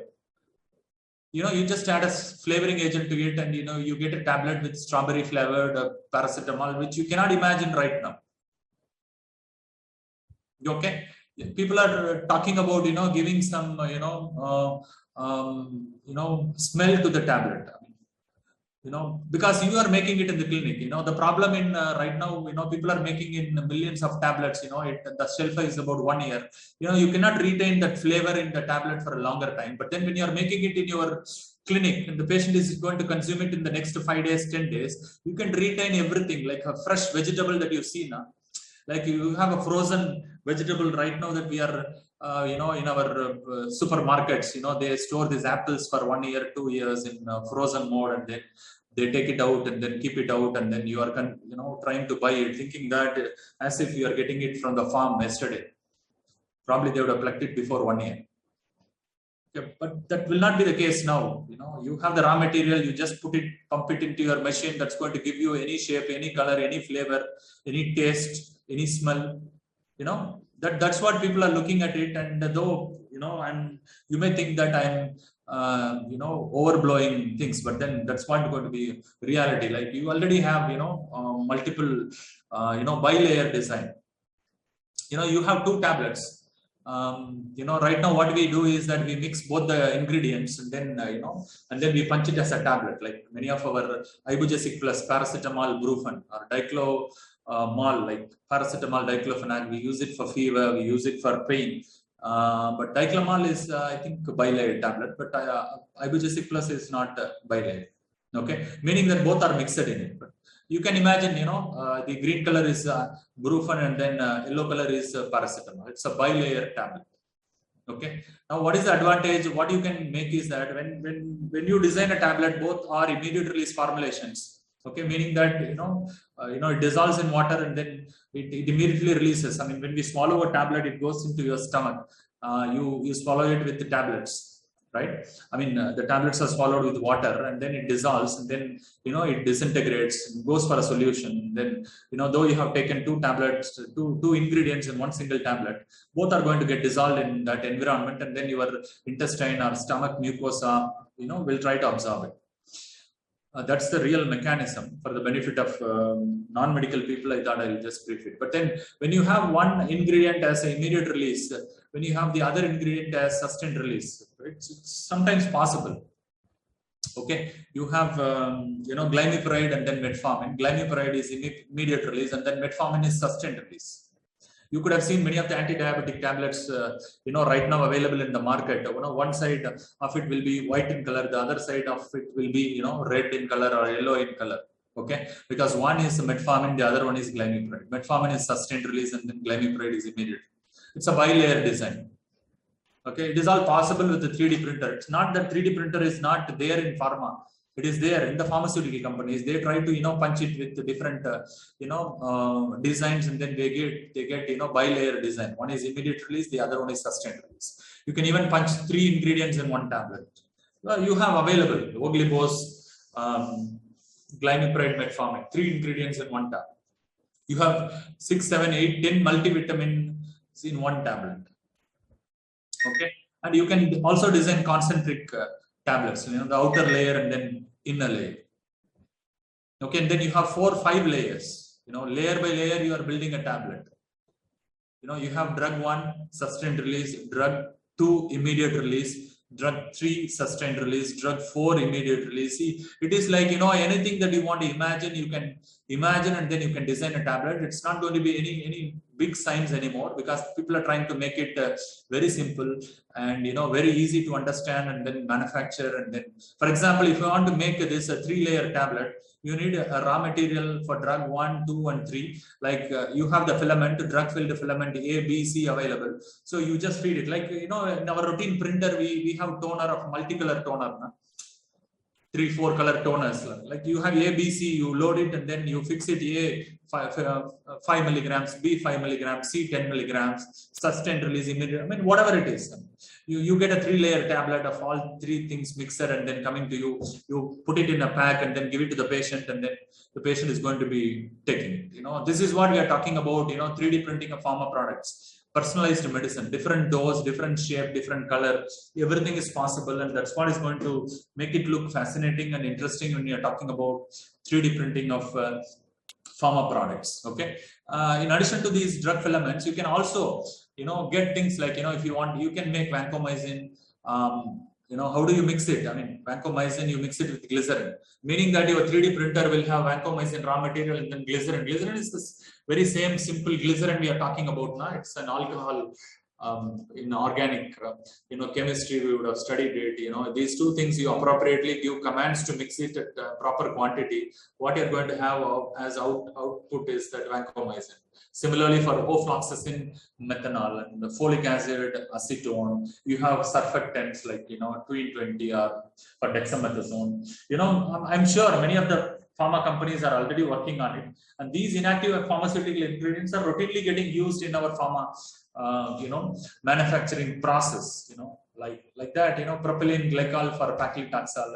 I mean, that's very important, especially for anti-cancer therapy, because anti-cancer treatments or drugs are given for a body surface area. It's not that, it is fixed.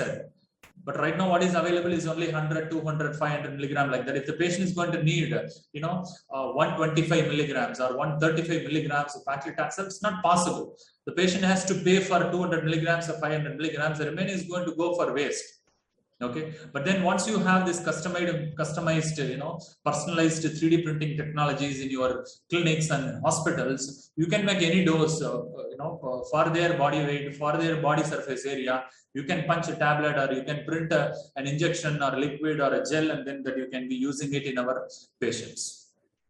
There are already, several 3D printing technologies used in manufacturing of different medicines. Though it has not come to the clinic, you still have it. I mean, for example, you have inkjet printing available for rifampicin nanoparticles, and then you have a binder jet printing available for pseudoephedrine and chlorpheniramine maleate, and then you have fused deposition modeling for aripiprazole. Imagine that aripiprazole is the very latest medicine. It's there in the market for nearly 10 years. Okay, it's an antipsychotic, and people are using it. And injections are available, depot injections are available, antipsychotic medications. A lot of things are possible. Short-acting drugs, you can make it long-acting medications. You can make it as oral films, tablets. Special drug delivery devices. You can make it.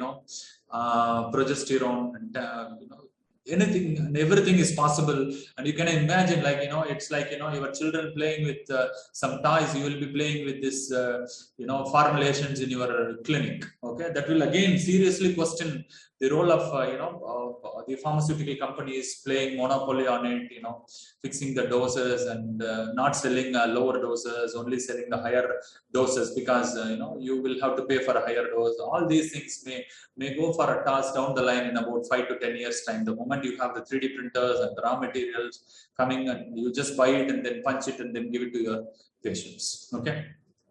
Now, what are the advantages we are visualizing of 3D printing in the pharmaceutical field?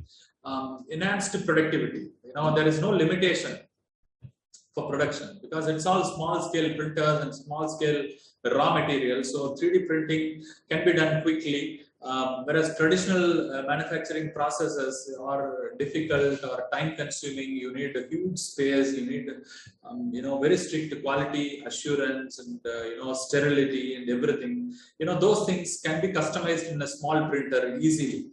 Okay, that's the advantage here. You will have enhanced productivity. And customization and personalization. This is the greatest advantage of 3D printing in pharma. Is that whatever is needed in terms of implants or prosthetics or surgical tools or fixtures or drugs or injections or suspensions or syrups or liquids, ointments, creams, everything can be customized. The patient, many times you would have seen in your clinical practice, the patient will be buying 100 grams of a particular cream, he may need only 5 grams of it or 10 grams of it. 100 grams, he may be paying 200 rupees, and whereas for 5 grams or 10 grams, he may need to pay only about 20 rupees or 30 rupees or 50 rupees. Okay, so this customization, personalization will not only reduce the dose of that the patient is going to buy, but also the cost part of it, or the money that he is going to share it with the pharmacy. That also will come down. That's actually is very good. In the sense, you can imagine, you want 1 kg rice, you go and pay for it, and then you buy it. You want only 300 grams of rice, why you should be buying 1 kg rice? As simple as that. Okay. It's going to actually give a lot of it's going to benefit patients, it's going to benefit doctors, it's going to benefit pharmacy also. So there is no need to stock too many things. With raw materials, you can mix. You want to give only paracetamol, you give paracetamol. You want to give only diclofenac, you give diclofenac. You want to combine both of these things, and you can combine it. You can print it, and then, a doctor is not going to practice more than, in their practice, not usually not going to dispense more than 10 or 20 medicines. So if a doctor is going to have these 10-20 raw materials and he's going to load it in the printer, and when he's going to write the prescription, he's going to click these buttons also. You will be wondering, like, the computers can be designed in such a way, the moment you type the prescription, like, well, I'm going to give diclofenac 50 milligrams, I'm going to give ranitidine 50 milligrams, he's going to type the prescription. The computer can take the message and can give it to your 3D printer, and the printer, because the material is already loaded, will print your diclofenac 50 milligram tablets, 10 tablets, will print paracetamol 500 milligram tablets, about 10 tablets, and ranitidine 150 milligram tablets, about 10 tablets, and will pack nicely, and will go to how we receive a pack in our Swiggy and in Amazon. Like that, the patient will be receiving a pack, pasted his prescription over it, and then this one, and the doctors can charge, or the hospitals can charge as a bulk. The patient has come in, and then he's going out with a pack of a medicine, and he's going to pay about 1,000 or 2,000, including consultation for medicines, and people may even charge for this 3D printing additional charges, the service charges. So you can imagine like that, when you're talking about this 3D printing, it'll look really interesting to see such a thing happening down the line. You see, it is customization to the core, it is personalization to the core for the individual, for the child, for the baby, for the newborn. Okay. And it is worth for the money that you are paying. Many times you see that we buy an antacid bottle in our house, 200 ml, 150 ml. We use it only for 50 ml, and then we throw it. We just keep it, and many of our cupboards will be full of loaded medicines and tablets and then pills, and we buy it thinking that we'll be using it for 5 days, 10 days, 2 days time we recover, and then we don't use it. So what we need, we can buy. What is needed, we can buy. What is getting used, we can buy. There is no wastage, there is no additional cost. See, all these things are possible in this 3D printing. You will not be using unnecessary drugs. And for instance, you have 20 milligram tablets, you can formulate 1 milligram tablet as well. 3D printing allows controlled size of droplets, complex drug release profiles, and then strength of dosage or multi-dosing. See, all these things are possible with your 3D printing. Disadvantage, you do have disadvantages also. See, you cannot ensure. Right now, people are focusing on quality, quantity, sterility, good manufacturing practices. There are plenty of guidelines available for GMP. It's a challenge in your small 3D printing, whether you can make every process according to good manufacturing practice. It's a challenge. We really don't know. But then, when we think about that disadvantage, is that, see, quality can be maintained in a small scale very easily. Unlike, in a large scale, pharma company, you see, you will have, several rooms, and every room has to be made as sterile, and then you have humidity control, you have temperature control, you have wastewater disposal. There are several challenges running a big pharmaceutical company according to GMP, especially US FDA or European standards. But in a small 10 into 10 size printer, or 5 into 5 size printer, all these quality measures can be easily, applied. And when you purchase a printer, that will be having a built-in GMP. Right now people are talking about GMP compliant 3D printers. What we have been talking about is a 3D printer from engineering point of view, but from pharma point of view, you will be seeing a situation where you are buying a 3D printer according to GMP standards, good manufacturing practice standards, and quality assurance and quality control. Everything will be there inbuilt. Okay, so that time I think you will not be talking about quality anymore. Whatever you are giving it is a GMP certified product. Okay, and servicing, all these things. I mean, when we first try to purchase a washing machine, we'll be thinking about, well, this machine is going for a fault. How do we correct it? Now people are just away in a phone call. 24 hours they are maintaining it. So everything is possible. Only I think we are open for changes. I mean, you have 1,000 questions, running in your mind, how and what and who and why. But then once you are into it, I think things will fit into their respective blocks, and you will be simply practicing. You can be seeing in dental practice already people are using 3D printers. If the patient is in, and in 2 hours time is going out with the implant. Like that, I think you will be seeing a situation like that. Now, this is what I was talking about, personalized drug dosing. It's very useful for drugs with narrow therapeutic index. Warfarin, you have acinocumaril, digoxin. It's not that what is available for digoxin is only 0.25, 0.5, or maybe 1. In case if you want to give a dose of digoxin 0.65 milligrams, it is possible with 3D printing, not possible with our conventional traditional way of manufacturing pharma products. Okay, so all toxic drugs, all drugs which are having a lot of adverse events, drugs having a very narrow therapeutic index, maybe lithium, maybe a few antipsychotic medications, you can easily prepare, customize it for the dose that the patient needs using 3D printing technologies. And you can even prepare drug formulations or which are entirely new. For example, if you want to get you may want to give, let's say, one antipsychotic, one the patient is having fever, one paracetamol, and then and the patient is having vomiting, you may want to give a domperidone. Okay, he is having peptic ulcer, you want to give pantoprazole. We're talking about polypharmacy, wherein we give 5, 10, 15. People are taking, like a breakfast, they are taking 15, 20 tablets. Okay, the problem of combining 15, 20 active pharmaceutical ingredients in one tablet is that we are talking about drug-drug interactions, in vitro interactions, in vivo interactions, and storing it for a longer time. What will happen to every ingredient? These are all challenges. But imagine that the patient is in need of these 5 tablets or medicines only for 3 days. So you fix ingredients 5 or 6 in your printer, and then you punch it. So you will be having a single tablet, single pill, having 4 or 5 drugs. Drug A 5 milligrams, drug B 5 milligrams, drug 3 5 milligrams, not mixed. You are preparing it like a bilayered, triple layered tablets.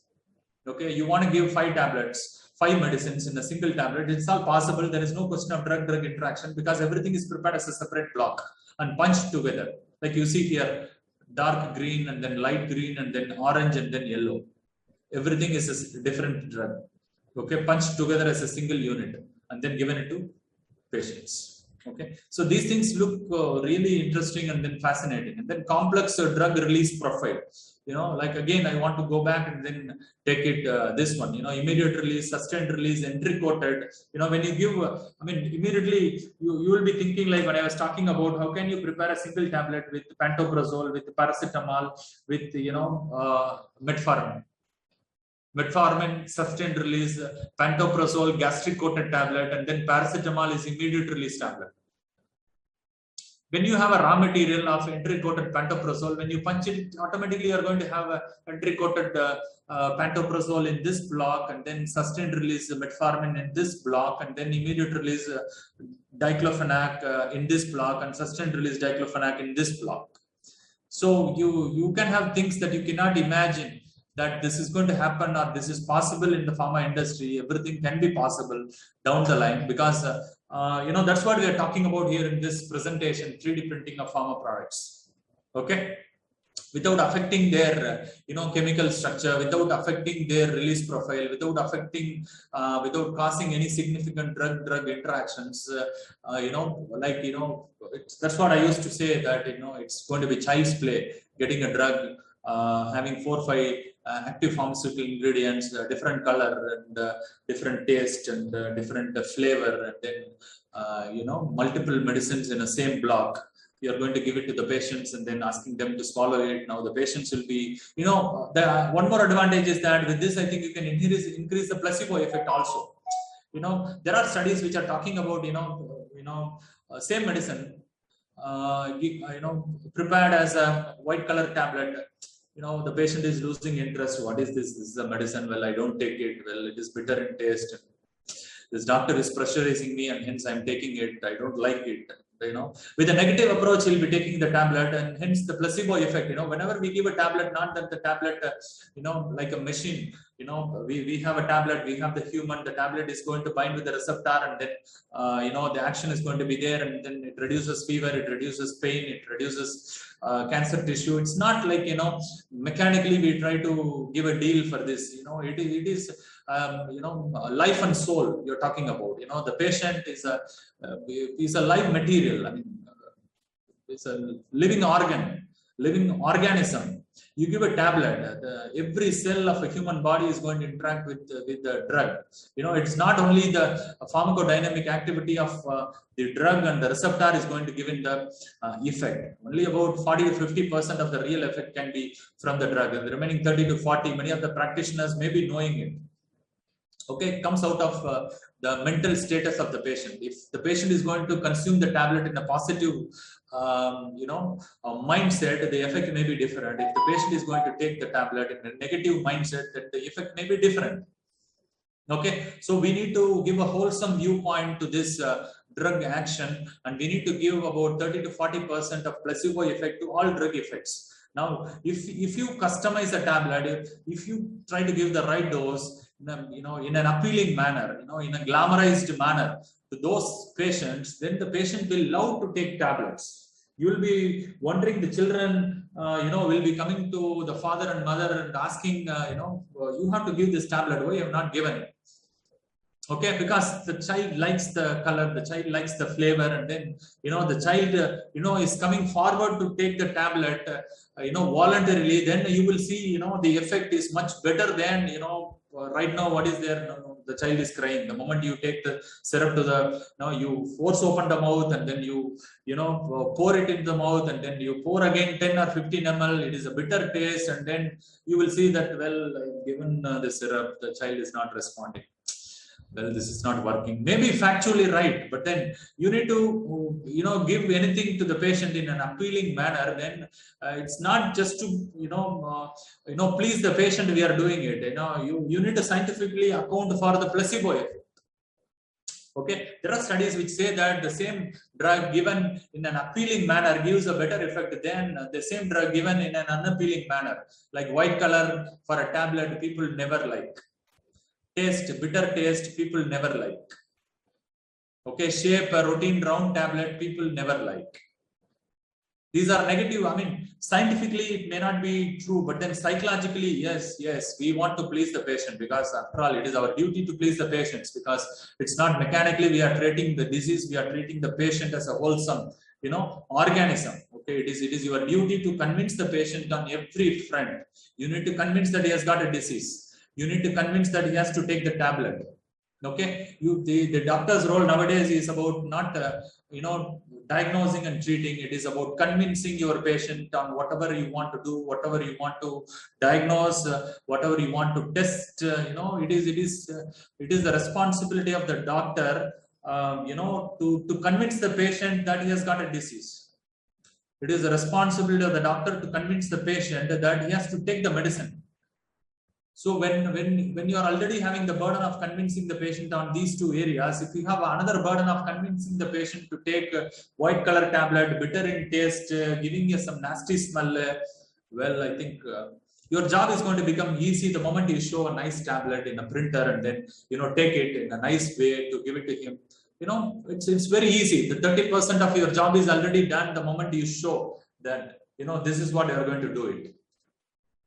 People will get attracted. It's not about attracting them. What is that? We are not actually showing some films to the patients, but then technology makes it. Mobile phones, smartphones, artificial intelligence, all these things. I mean, it's not about 3D printing alone. It's about technology coming to play a role. It's about artificial intelligence coming to play a role. Okay, that's what is the advantage. Teleconsultation. You will not be surprised to see Swiggy is transferring personalized medicine to the patients. Video consultation, WhatsApp consultation, Zoom consultations. You just click your computer and then the order goes to Swiggy. And it's nicely packed, and Swiggy is coming and then taking it and then delivering it to the patient.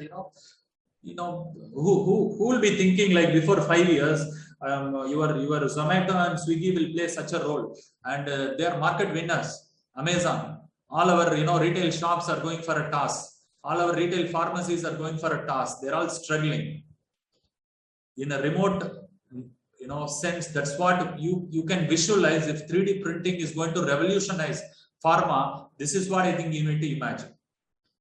Okay, there is no physical, personal, face-to-face consultation. You just do a video conferencing with the patient. Okay, well, there are orthodox doctors, conventional doctors. Well, I need to diagnose, then I need to touch the patient. I need to touch the skin. I need to understand the temperature. I need to understand the inflammation. I need to understand the pain severity. Well, all said and done, I think COVID has again, all these conventional doctors, traditional doctors who are talking about, I need to have patient in my examination couch. I need to palpate. I need to do percussion. I need to auscultate. I need to give a diagnosis. I need to give a test, and then I need to review it. I need to give a prescription the patient has to buy. There are several things that, but everything is replaced by your video consultations now. We need to order tests. The doctor is giving it, the patient is again, clicking a button, getting the lab person coming to his house and then giving a sample, and the report comes to the doctor in online. Why not ordering it personal medicine online and then you let your courier people deliver it in about 2 or 3 hours time?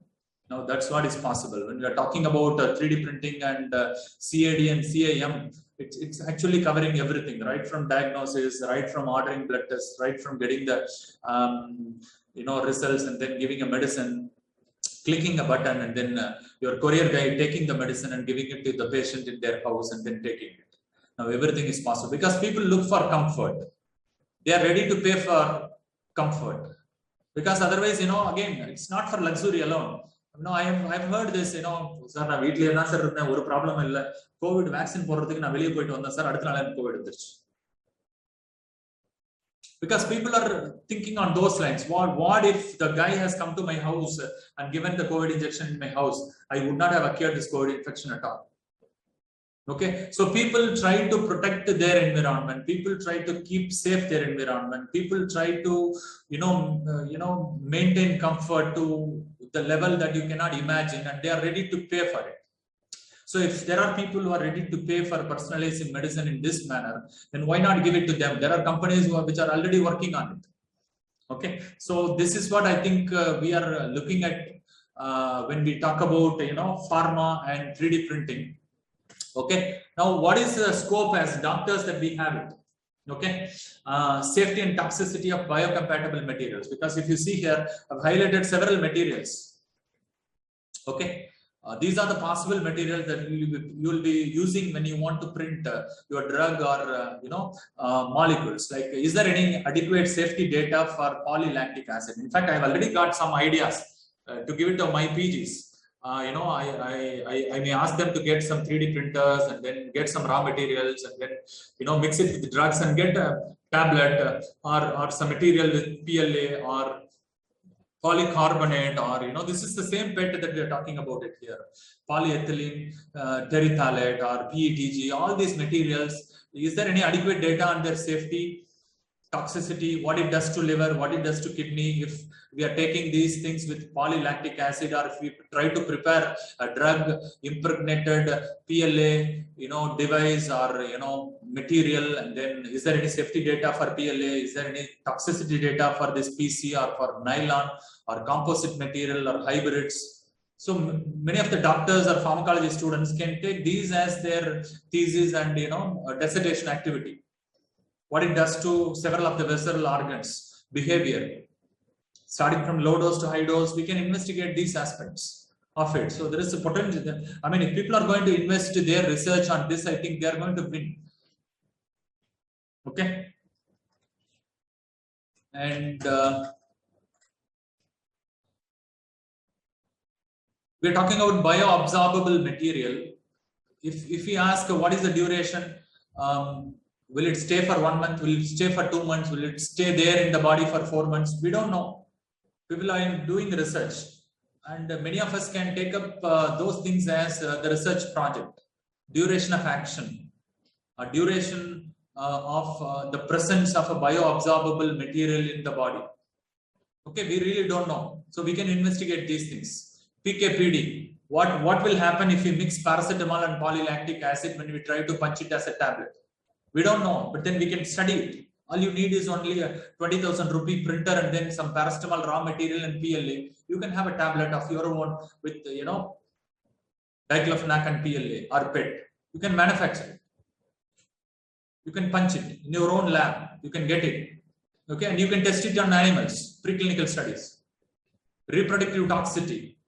Because people are, the infertility is increasing, and then, people are talking about, artificial tools to help conception, and, there are several things that we are hearing. But whatever technology we are talking about here, whatever materials we are talking about here, are they affect the reproductive function of the males and females? We don't know, but then we can check it in our preclinical studies. So I think for a routine pharma product, like how we used to do experiments, like evaluating toxicity, efficacy, and safety, we can do it for all these, 3D printed formulations, and also clinical trials.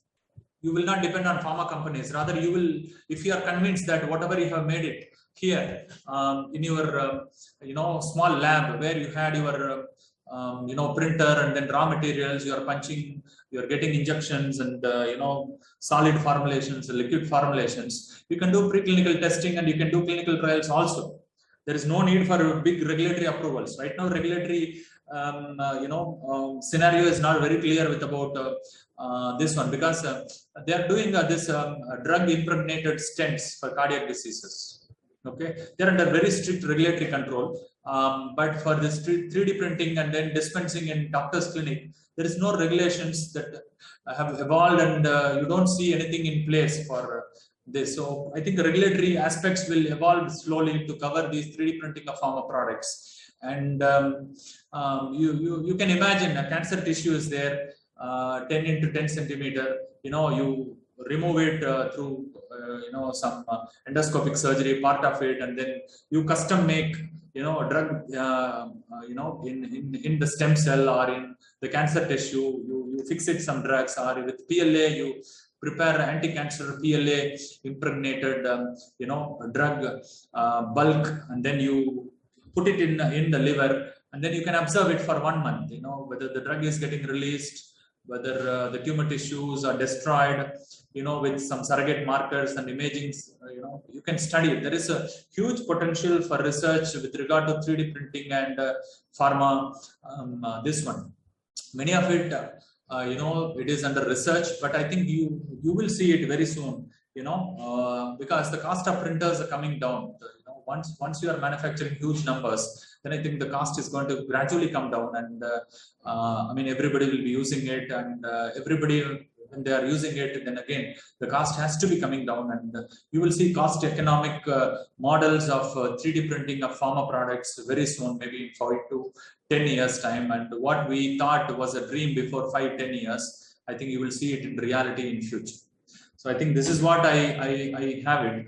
I think I have come to the end of my presentation. Many of it I have taken it from nets, though I personally don't have any experience on it with regard to pharma. Though I was part of a few research activities in preclinical and clinical for 2-layer and 3-layer, drug products. I don't have any hands-on experience as of now. Maybe in future I may try to do something and then get things done for this one. Okay. So I think with this, I'm trying to conclude my topic. If you have any questions, we can talk about it.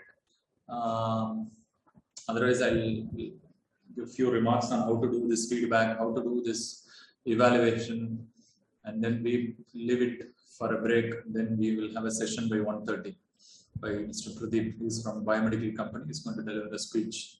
And he's going to do some demonstrations with what they have it with 3D printers. Do you have any questions?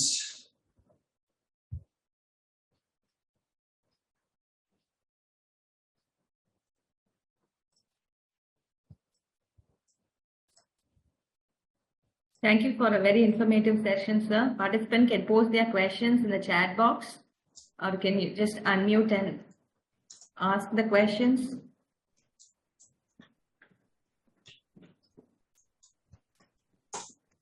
No, I have actually given a link for the assessment here.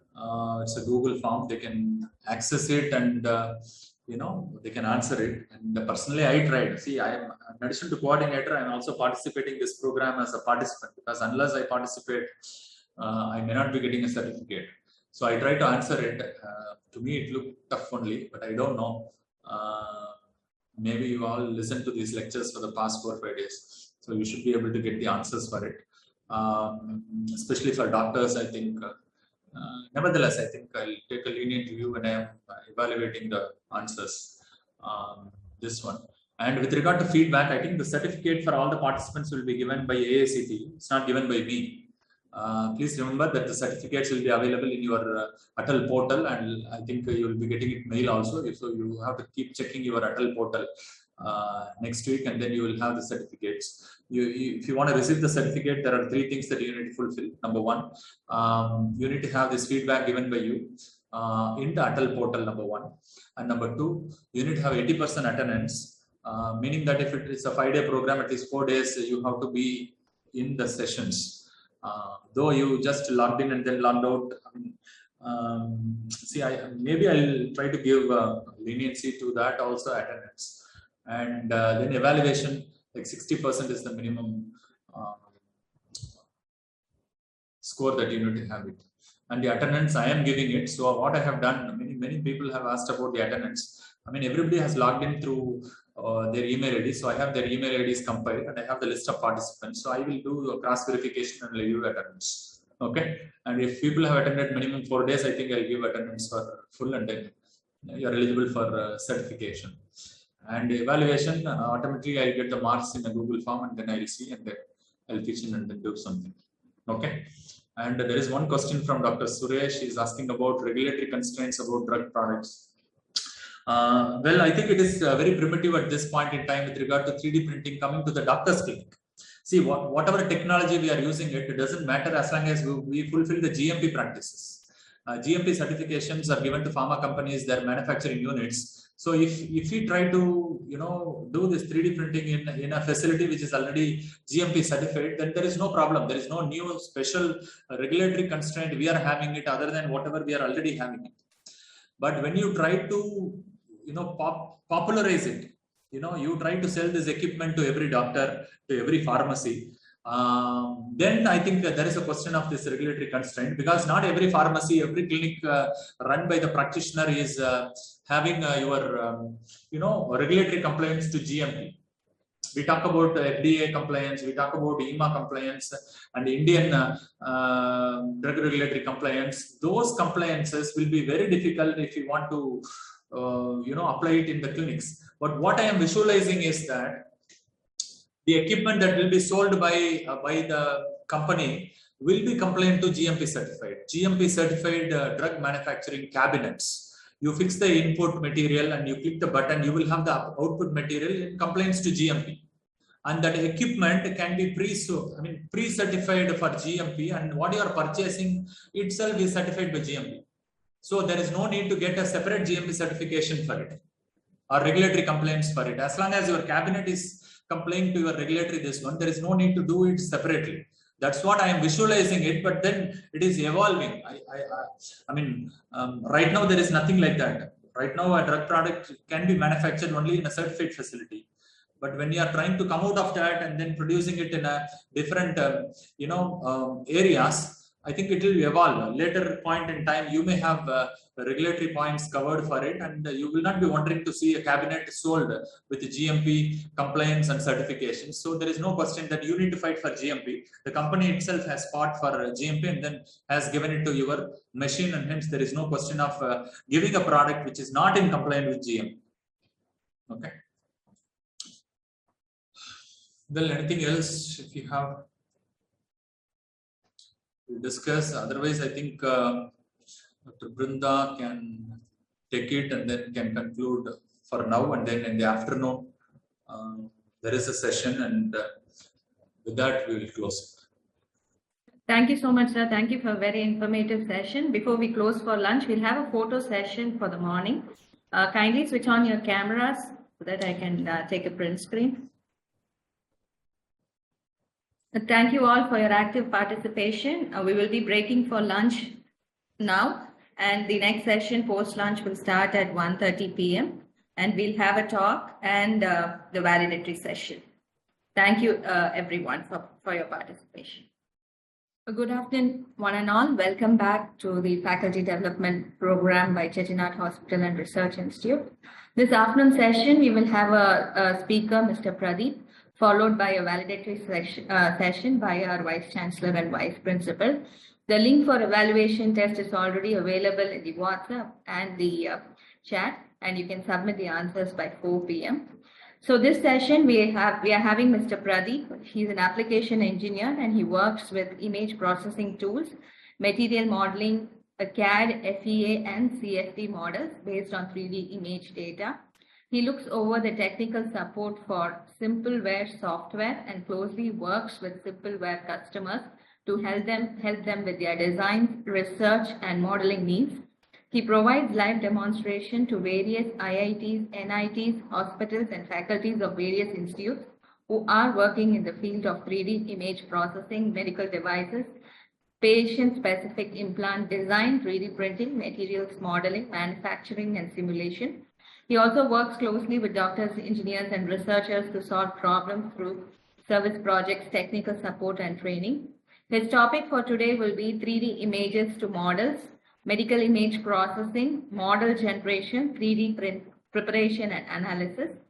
We welcome you to this faculty development program, sir. Over to you, sir. Kindly share your screen and you can start your presentation.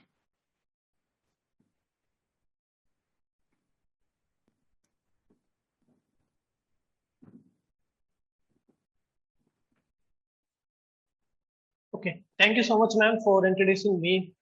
Thank you so much, and thank you so much for every participant who joined in this session. Okay, so for the topic for the today's session is 3D images to model, image processing, model generation, 3D printing preparation, and analysis. So today we are going to look like how to create an orthopedic model with the software for research and clinical purpose, like and how to segment and separate heart tissue and anatomy. And also we will create a surface model for 3D printing export and also for simulation. Okay. So for this today's session, we will have a two-part. So the first part will be a presentation only. And in the second part, we will have a live demonstration of software by taking an example data set to prepare it for 3D printing or for surgical planning. Okay. So first, before just this, I will discuss like about what is medical image processing.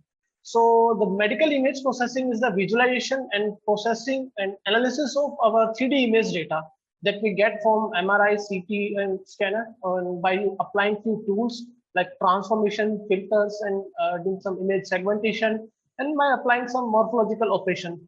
So with this, we can say this is like the medical image processing. Okay. So, and before that, we can discuss like what are the benefits of medical image processing. So, the main benefit of medical image processing is that it allow for an in-depth but non-invasive exploration of internal anatomy. And a 3D model of the anatomy of interest can be created and studied to improve the treatment outcomes for the patients. And we can develop and improve medical devices for drug delivery system or achieve more informed diagnosis. So it has become one of the key tools leveraged for medical advancement in recent years. Now, we can see here the basic medical image processing system. So the first step is our image acquisition. So that we usually get from MRI, CT, and from other modality. Then we comes to this processing part. So this processing part will be done by the softwares. Okay. So here in the software, we can do pre-processing of our medical data set.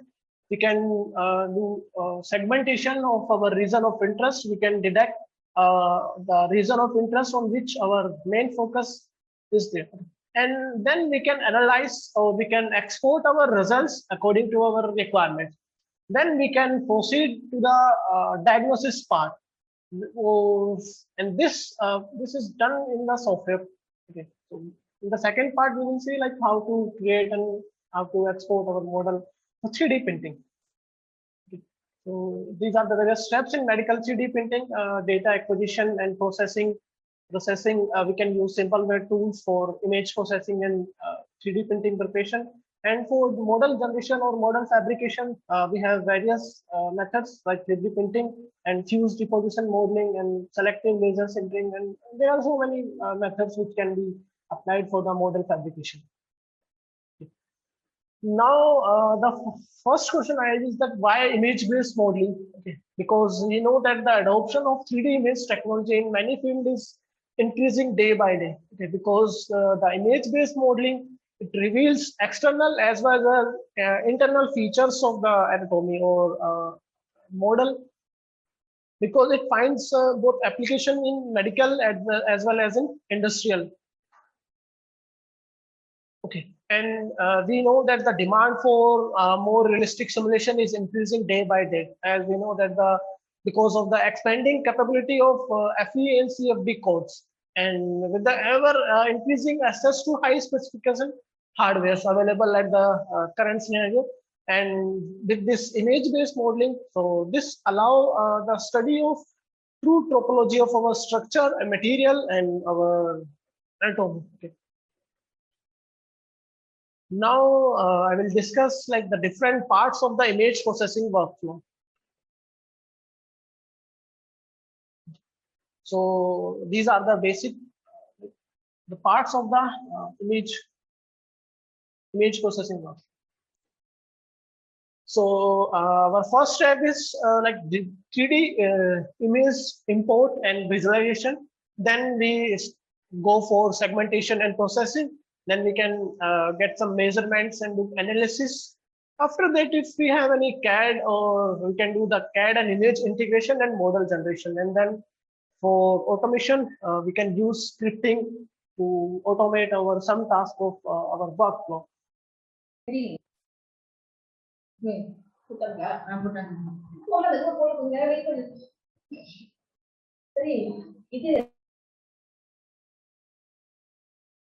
And next, the first step, that is 3D image import and visualization.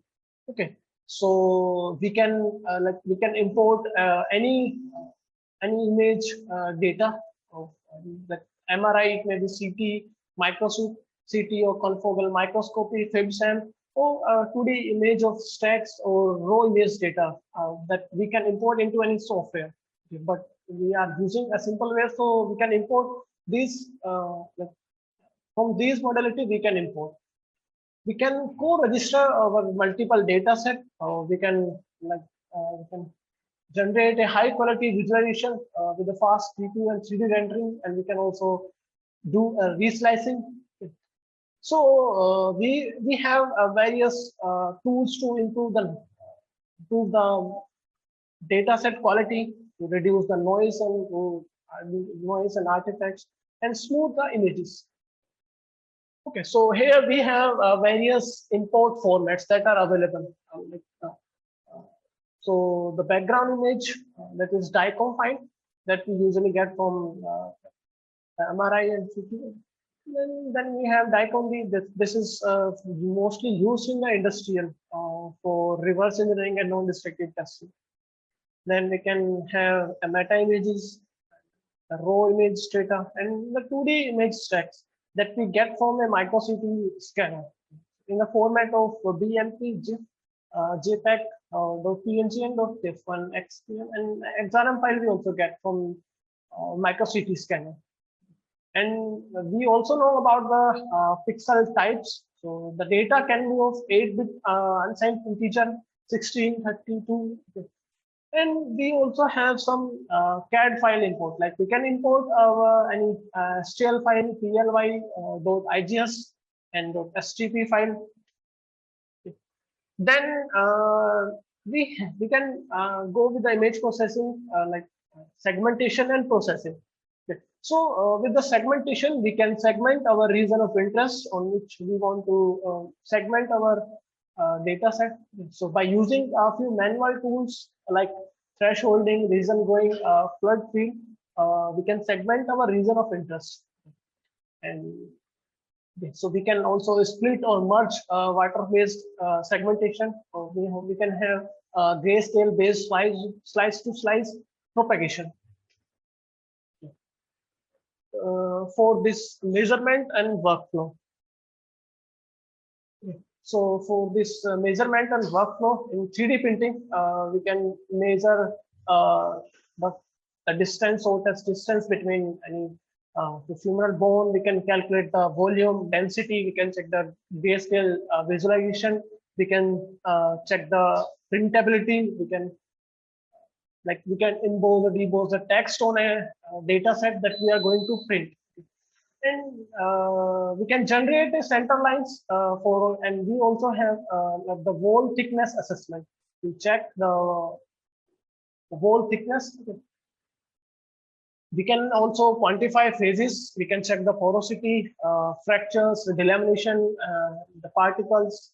So we can assess aesthetics globally or in local region of interest. So this is a blood vessel showing as a cross-sectional area at each and every point. So with the center line,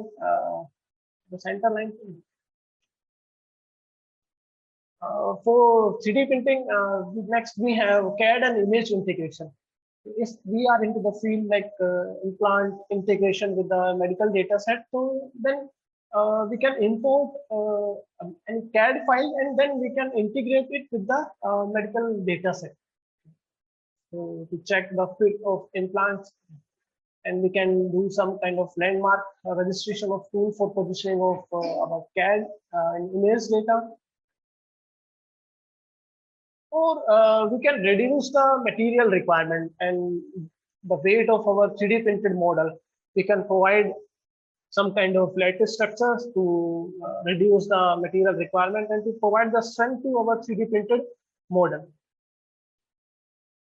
Next, we have this model generation. So based on our requirement, we generate different models like a volume mesh model for finite element simulation export and surface model for CAD file export or for 3D printing. We can generate our model according to our requirement. We can export our model for Nestran, UTK, MATLAB, or ANSYS software, and whichever we are using for simulation, we can generate. So these are the various export formats in which we can export, like we can generate our model and then we can export. We may be into the field of simulation, like simulation to check the micro motion of implant, and to check the best and worst fitting of the implant. For this, we need to export our model to any solver to check the micro motion of implant. So for that, we can export our model to Abacus, Edina, ANSYS, Workbench, console, multiphysics, Elestina, Nestran, UTK, MATLAB, And for CFD model export, for the calculation of blood, for the flow through any blood vessel, so we can create a CFD model. Okay. Then we can export it into Fluent Solver, Abacus, OpenFOAM, COMSOL, and UTK and MATLAB. Then knobs for export to CAD packages. Now, in our basic image processing workflow for 3D printing preparation, if we are working on a large amount of data set, and if we have repeated kind of task again and again, so instead of working again and again on a similar kind of data set, so we can we can use scripting to automate our some task of our workflow. To just show how this scripting will work. So with this scripting, we can convert our log into a Python script or into a C#.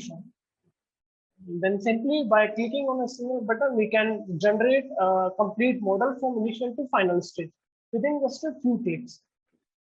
So this will help us a lot in while we're working on a large number of data sets. Okay. So now we will discuss a few case studies because now we will discuss the simpleware case study because we are using simpleware software. So we are the distributor of software. So this is used for the research and clinical trial. So we will discuss the few case studies. So first case study is variability and accuracy of spine segmentation. Okay. So as we know that the patient-specific computational model of a bony anatomy taken from a medical CT imaging offers a significant advances for biomechanics research. Okay. So this case study involves they check the effectiveness of manual segmentation of lumbar vertebrae, taking into the account of proximity of articulating the surfaces and regenerative joint changes. So the simpleware software was used to generate this segmented model, and then we exported it into the MATLAB for simulation. For this image processing part, so the 8 cadaveric lumbar spine were clean off for the muscles and loose connective tissue, and then before being to CT scan, okay. And then imported into the scan IP, and then we segment into individual vertebrae, and we can see here. Okay, so which was then segmented into individual vertebrae and manually edited to deal with the connectivity across these spaced joint. Okay, and then we applied a few morphological closed filters, okay, and then before smoothing. And then we generated this model in a format of STL, and we export it to MATLAB.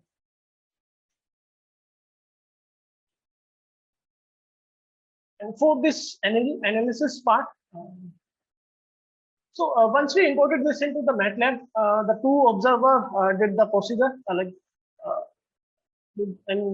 and the difference were calculated based on the registering the surface model with an iterative closest point algorithm. Okay.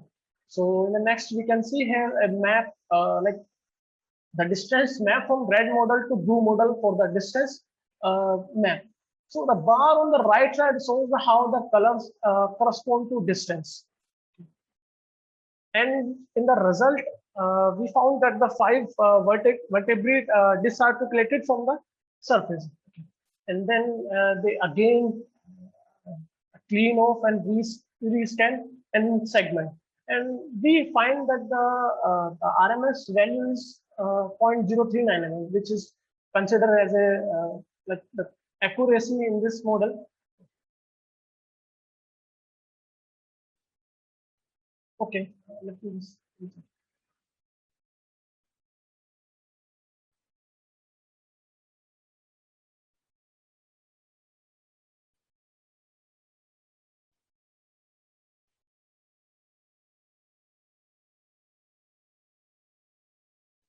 You have been muted, sir. Kindly unmute yourself. Just a second.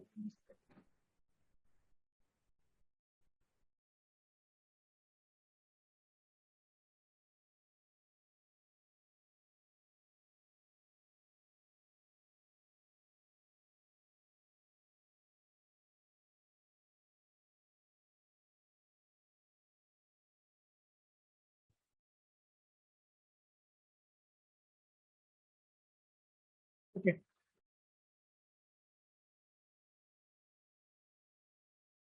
So the next case studies. So with our last case study, so with the final result is that it shows that the like accuracy of our segmented model for preparing it for 3D printing. It, so it shows the accuracy. Just a second. Just getting one question.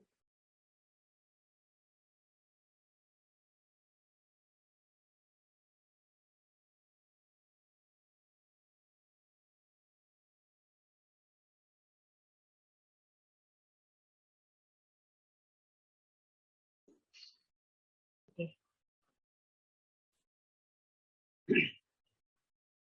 So the next case study is total hip replacement and implant positioning. Because we know that the total hip replacement and implant positioning play a vital role in current scenario.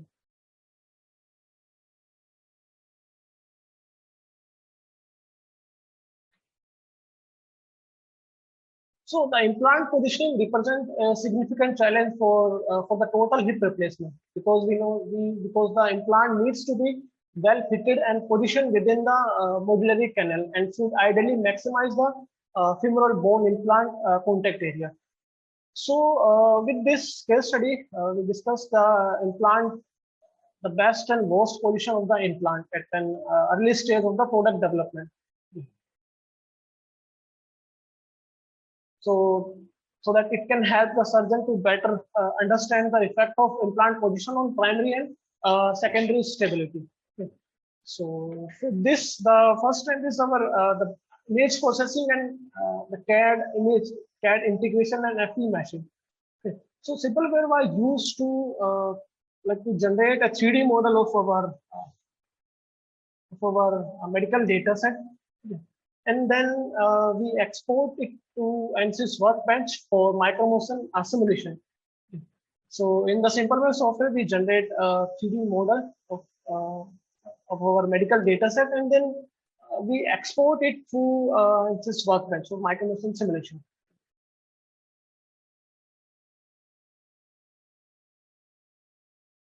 So after exporting to ANSYS Workbench for micromotion simulation, okay, so these are generated 1,000 potential, which is generated by the 1,000 potential candidates.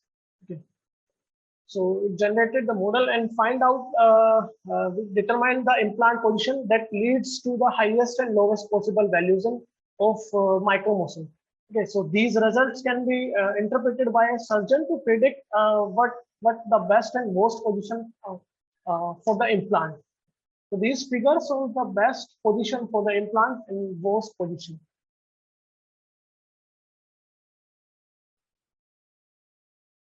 So next case study is our 3D numerical foot model for running shoe design. So it also includes 3D printing if we are making our model ready for 3D printing. So we know that the 3D modeling and simulation saves time, cost, and material requirement. Okay. So for this case study, Essex used this 3D computational model to better understand the role of stability in running shoe design, because the simulation reduces the risk of lower extremity injuries for runners, as well as enhancing the performance. So the sole structure and heel reversion angle are particularly important for understanding the stability alongside the experimental method. So okay. So we created the model in the simpleware software and then export it to Abacus for simulation. Okay, so this helps the assets to reduce the prototyping time, cost, as well as manufacturing waste.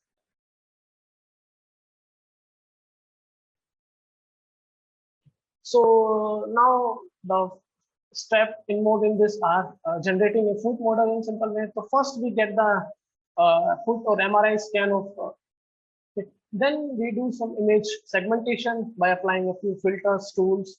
Okay. Then we have a 3D reconstruction, and then we generate FD model. So in the demonstration part, we will see the how to create a 3D model and how to make it ready for like simulation export of 3D printing.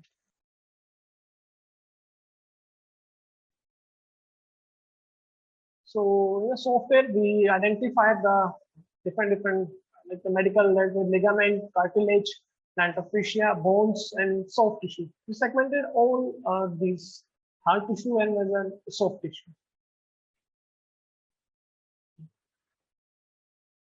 So for this simulating the zoo performance, because the assets have successfully created accurate and highly optimized model tailored to specific running condition. So this model is therefore valuable for stability designing and reducing the prototyping cost and time, and skipping the practical prototyping to improve the sustainability. And the product have been introduced as a practical, we can say the designing example with research contribution to an improved understanding of running stability and reducing excessive foot joint or pronation during the contact phase in running. So here we can see the medial and lateral, and so the before loading we can calculate the heel eversion angle, and after loading we can see.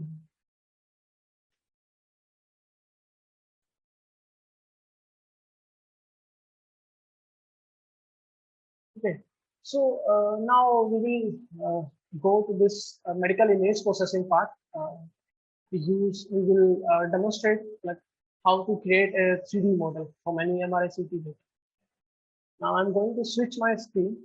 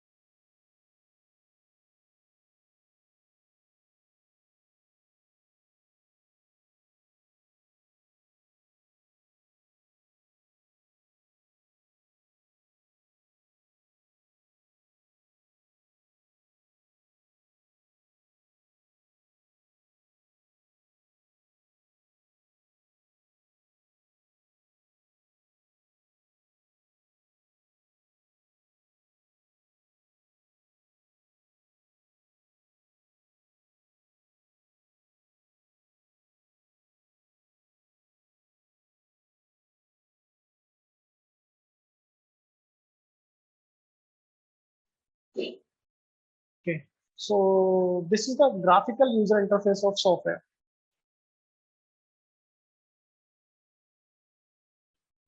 So on the top, we can see there are some tools which are arranged in a chronological manner, starting with our image processing, then segmentation. We have some automated segmentation tools, surface tools, then some measurements tool to measure the volume, volume fraction, surface area, mass density, and 3D printing tools that we have. These are few tools for the visualization for our data set. We have some helps and support section. A tutorial is also available. Like if someone wants to learn from basic to advanced levels, and you can follow the tutorials to learn the software basics, and you can start his work. So in the left hand side, we can see the new project form. So we can import DICOM images, that is the standard format for clinical data set, that is CT and MRI. And then this DICOM images, so this is the emerging format for industrial data, that is CT and micro CT. Then we can start with this images. range of standard image format, that is stack of 2D images and raw data set. Then still we can directly start with CAD files. Then we can work with the volume mesh from other packages. Okay, we can start with a blank image volume. So for this today's session, I'm going to import a DICOM dataset of pelvic region. From this, it will bring me to this timer, and here I can select a folder. So here we have our dataset. So this we can see the this preview of our MRI dataset. We can see the number of images, frame, and the type of modality, study date, and description, series number. Or we can check the preview. Either we have imported a correct or incorrect dataset. We can anonymize our DICOM tags.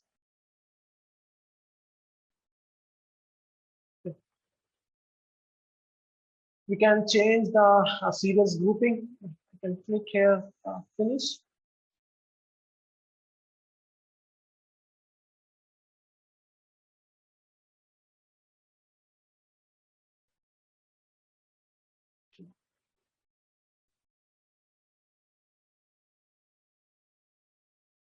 So these are the, we can see the 4 view. Out of these 3 are 2D orthographic slice view in coronal, sagittal, and axial direction.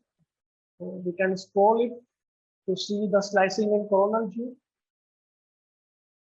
We can scroll it, see the slicing in sagittal view and as well as in axial view.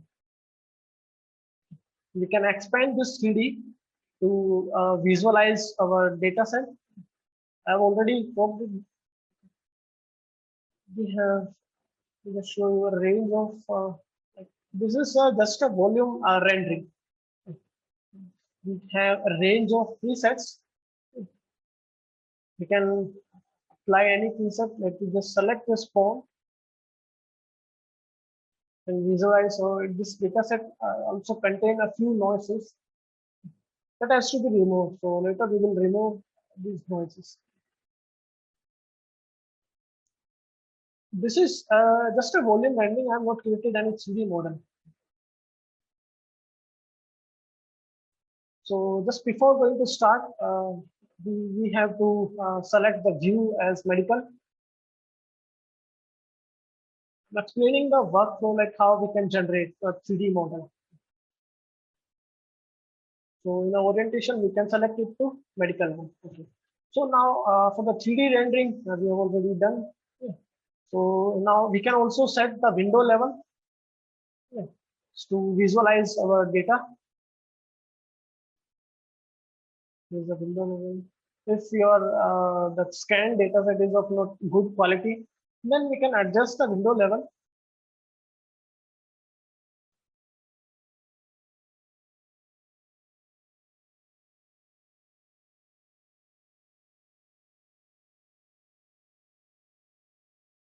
To visualize our data set.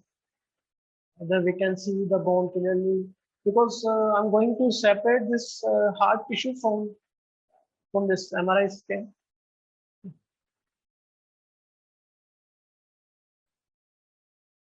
And then we can apply some filters, like we can apply some smoothing filter, median filter. If our data set is not of good quality or not of good resolution, then we can apply this median filter. But for this, I can say that this is a very good data set. We don't need to apply this median filter. And leave it.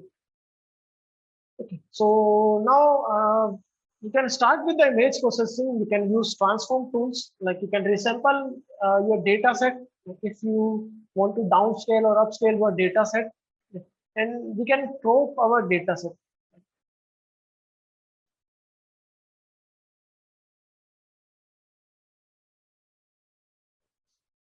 You can crop it.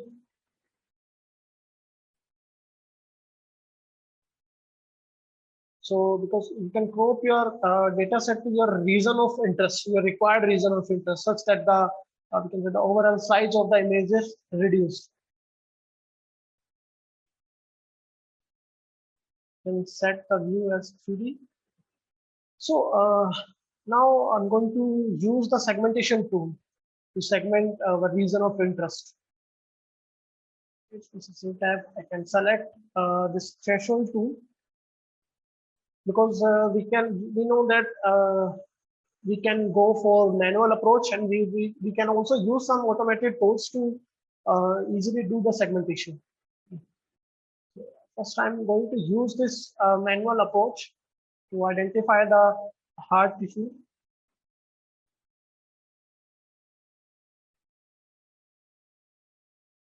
So for this, we have to identify the upper values and lower values of grayscale engine. See here.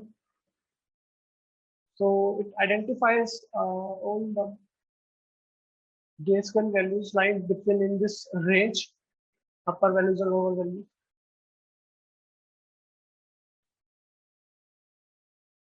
Okay. Select it.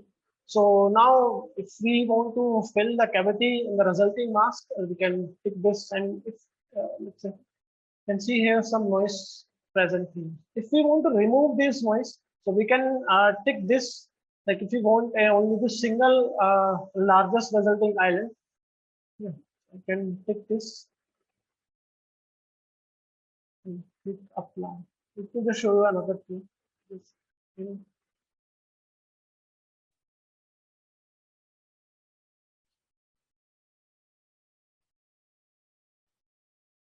can generate a fast preview.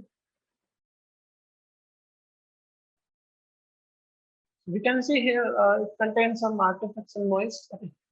So to reduce this, I can again use this tool to fill this. Okay, so I can replace it, or either we can use a different tool. To just show you this mask work tool. Okay. So I can expand it. Click on this.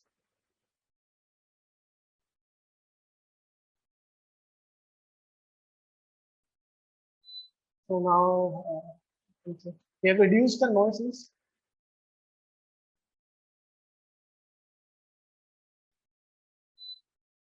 Okay, so now we have done with the initial segmentation. Now to split the initial segmentation into the 3 parts, so we will use split region tool. Is again in the segmentation tab. You can say the split region tool. We have to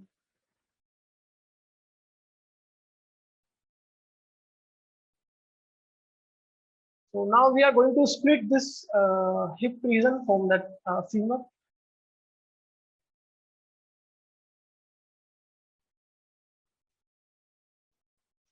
Add region and select this. We can roughly just create a marker in the part that we want to split, and again add this.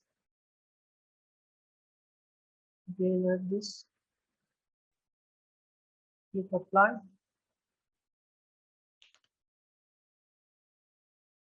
Actually, we are making this model ready for 3D printing.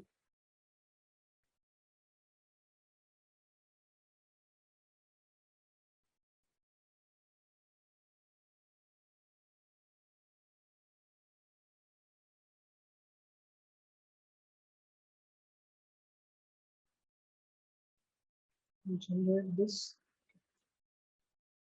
You can see here we have split this femur from this hip region. So now, okay. Now similarly we can do for this sacrum. We can split this sacrum from this right hip and from this left hip. Okay. So I'm going to focus only on this right femur and select this, isolate it. So here I can rename this as the right femur.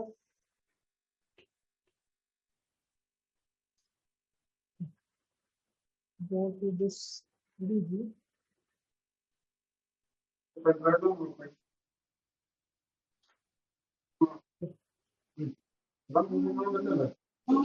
So we can see here we have various open boundaries.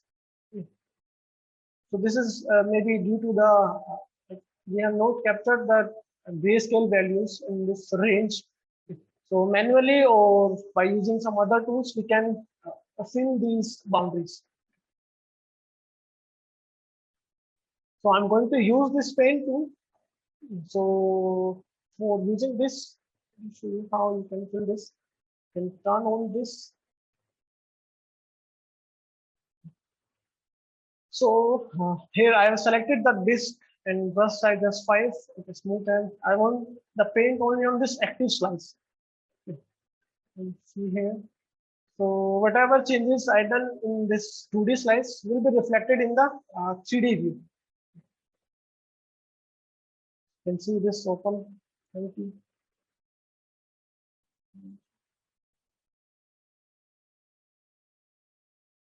can see here this is open cavity. Similarly, we can paint here. So, but slice by slice, we can paint all the boundaries which are open. So painting, it will take some time. So let me just switch to this completed project. So after this paint,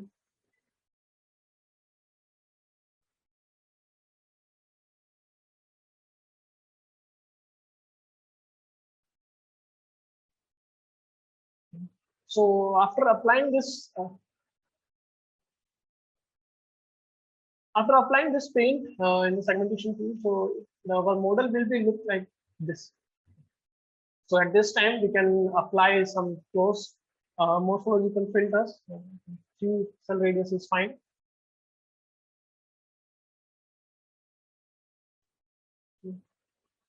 Generate a fast preview. We can also visualize the cavity. So now, we have an option. If we require this internal cavity, so we can keep it, or we can fill this cavity if we are going to 3D print that right thing. Let me just fill this cavity, apply this cavity, fill filter.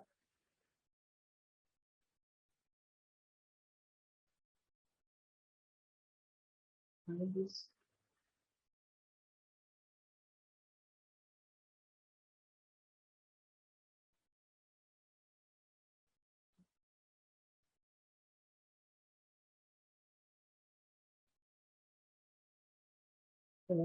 Generate a fast preview.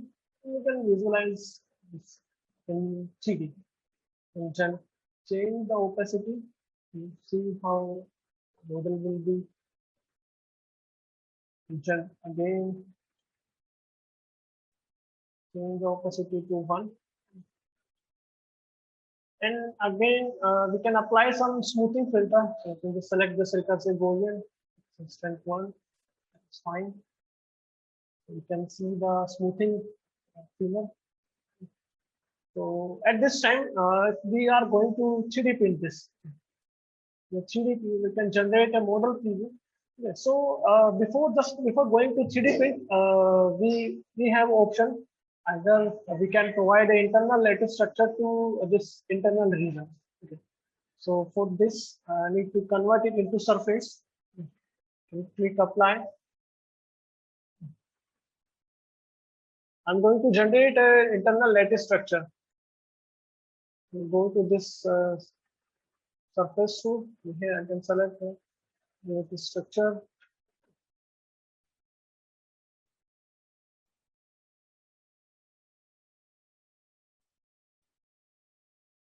Then click next.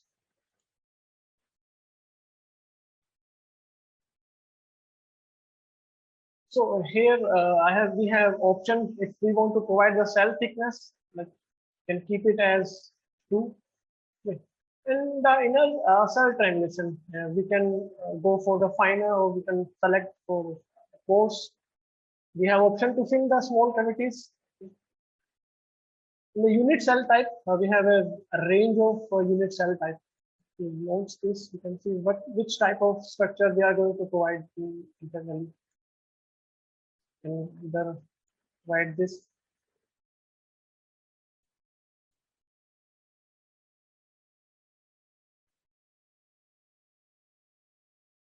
Or you can incorporate your own lattice structure by using the equations.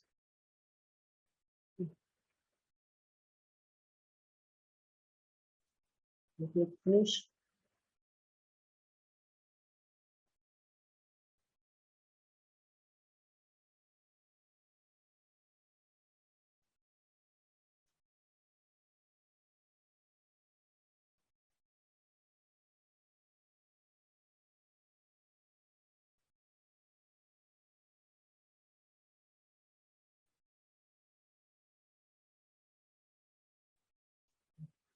So to visualize it, let's go to this view and enable.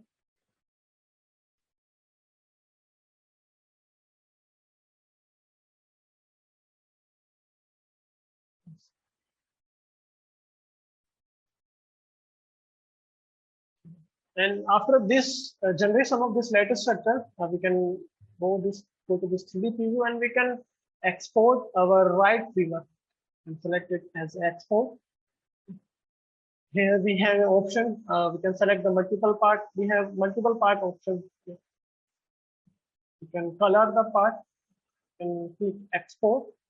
So in export type, we have selected our export type as a STL file for 3D. Click here. See.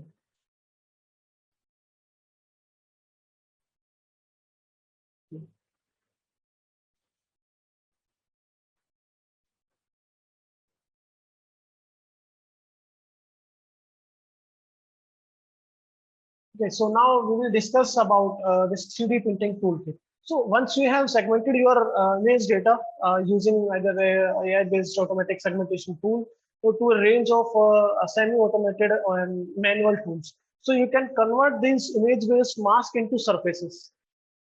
You can generate a model preview, and the segmented data can also be combined with CAD model of implant prosthesis and other medical device to build up your model. Okay, so we can generate a model preview, and then we can emboss or de-emboss the text. Okay, so we can enter the patient ID, or let me insert this text. So we can emboss a text on any data set that we are going to 3D print.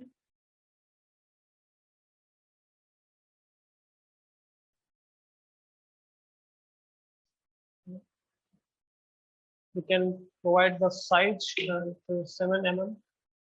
Okay. Action we have selected as emboss, or we want to emboss the text.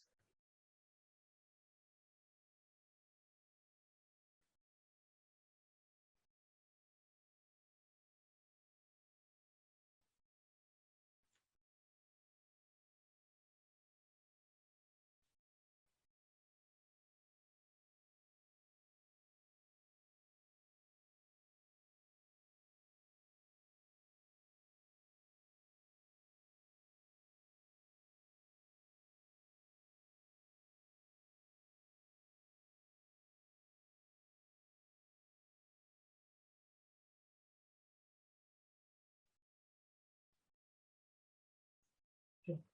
So you can see here we have embossed our text on the data set.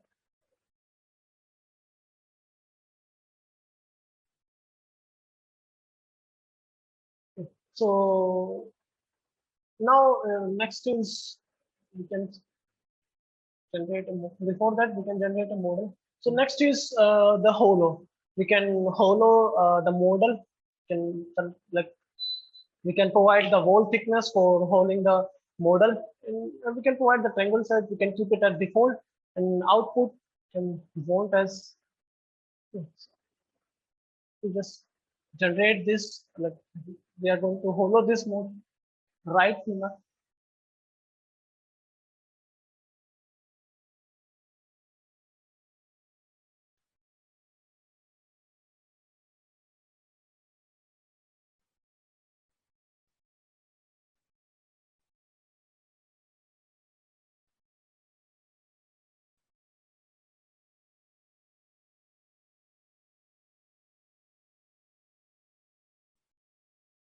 Okay, so by changing the opacity, we can visualize the holo structure. To click this enable to visualize. We just generate this opacity with changes. You can see here.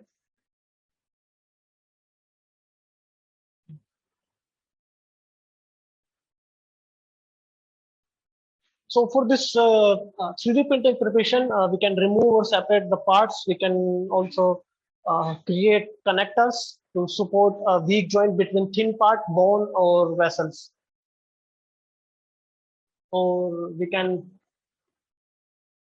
cut a section if we are doing any surgery. If you want any part to be removed, then by simply selecting a few tools, like by defining our region of interest.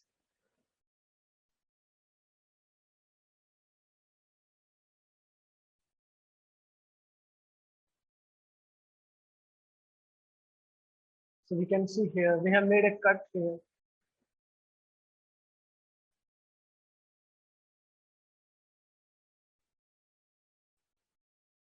Now for this connector, I'm going to import another project.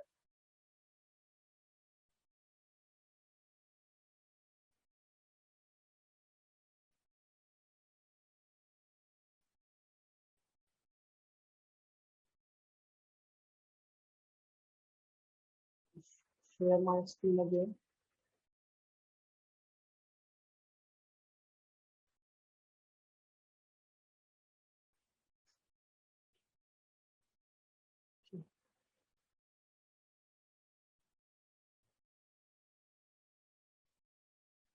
Yes, we can create a connectors to like support the weak joint between thin part, bone or vessels. Yes, isolate please. So we have this mandible. Oh, we are going to connect these regions. We are providing the connectors like that.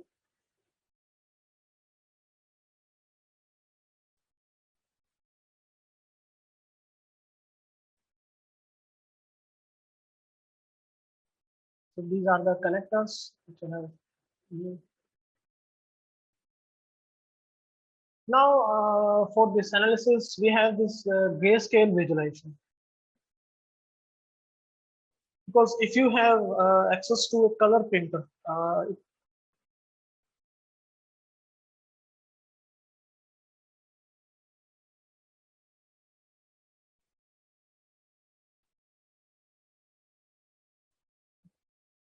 can select.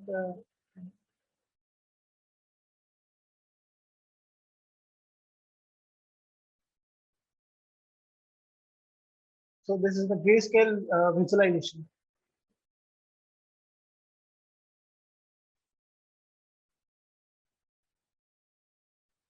So now we have this color proofing for inspection, because if you have access to a color printer, so it can similarly be useful to visualize grayscale information from your original image data on a 3D printed model.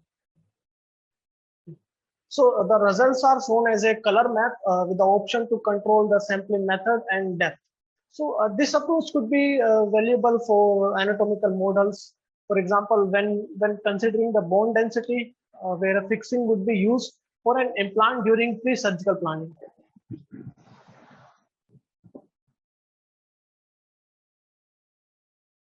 We can also check the printability.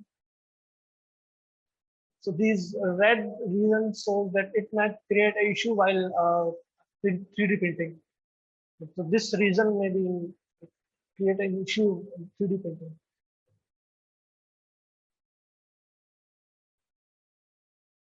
Then we can export our model.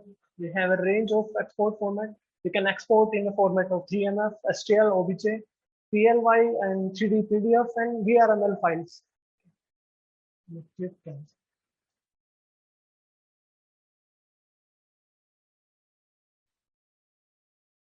And then we can 3D print that model. Okay.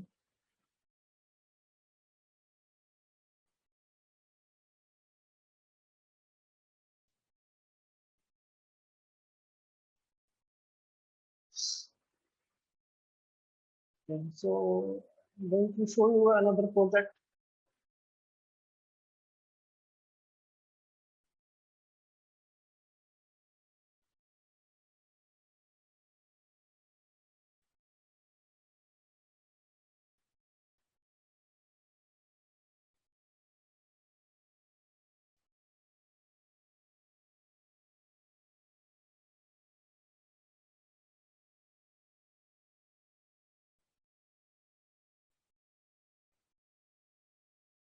So this is the final model for our pelvic region. Then we can export this complete model.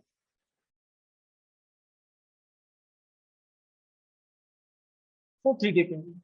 We can select the file type. We can write each part to a separate file. Okay.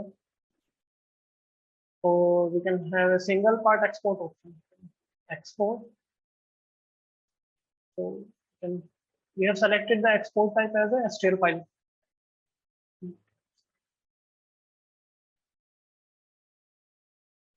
So now we are ready for the questions. Please switch.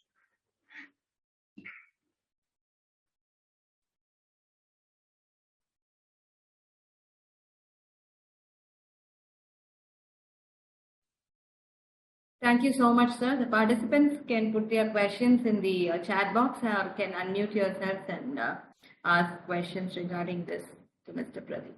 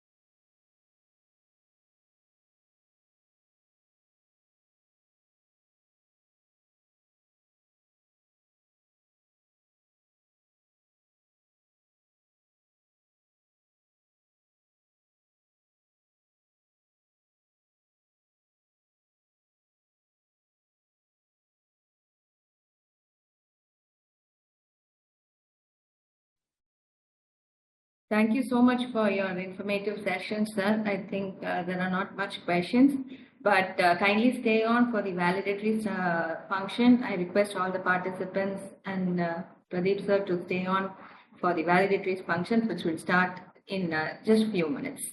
Please stay logged in. Thank you so much, ma'am. Thank you. Thank you so much.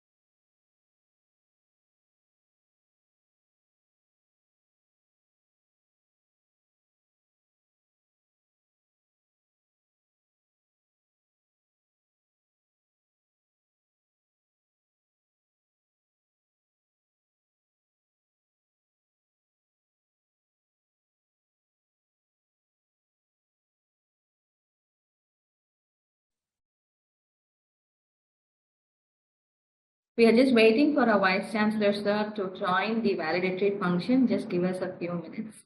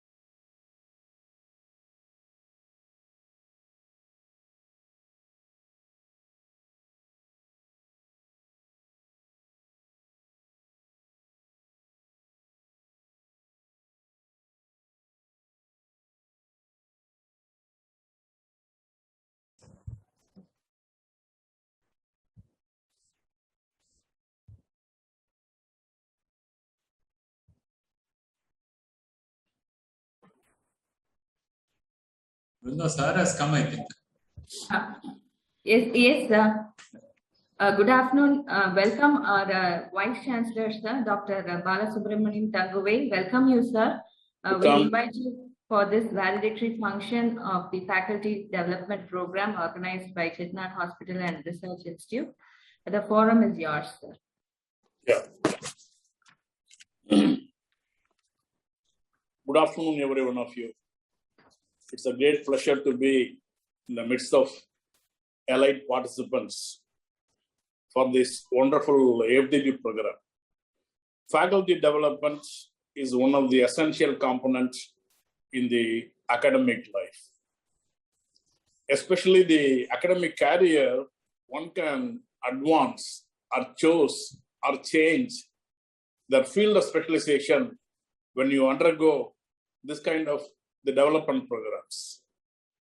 Considering that the AICT has approved the FDA program suggested by Chettinad Academy by our pharmacology professor and vice principal, Dr. Arun Kumar, and he has the capability to organize this wonderful program for last 5 days. No doubt, AICT is approving this program because on appreciating and understanding that the program is devoted towards the multidisciplinary approach. See, the health specialization, I mean the medical specialization, is merging with the engineering specialization. And especially nowadays, without the computer and the internet, it is very difficult to do anything rather. And the computer-aided design is one of the very popular thing we call CAD and CAM program. Especially both the things, that is the computer-assisted design as well as manufacturing towards clinical diagnosis and therapeutics. And that is the theme of this program, which was held for last 5 days. And that includes 3D printing, and that includes all the essential components of the thing. I came to know that the 5 days program is designed in such a way that each and every day the different specialists have been invited, and they provided the wonderful scenario of the emerging trend in this field. See, nowadays the robotic surgery is becoming very, very popular. Even the cardiac surgery is being undertaken by robotics rather. Instead of going for open heart surgery, now they use the robotic surgery on a limited area. So that way, the days are advancing, and the techniques and tools is also advancing. Fortunately, the medical field, the advancement is very phenomenal rather, I would say. And every day there is a lot of developments. Say, imagine the applications of even MRI, a non-invasive design that is being widely used in number of applications. Similarly, the ultrasound.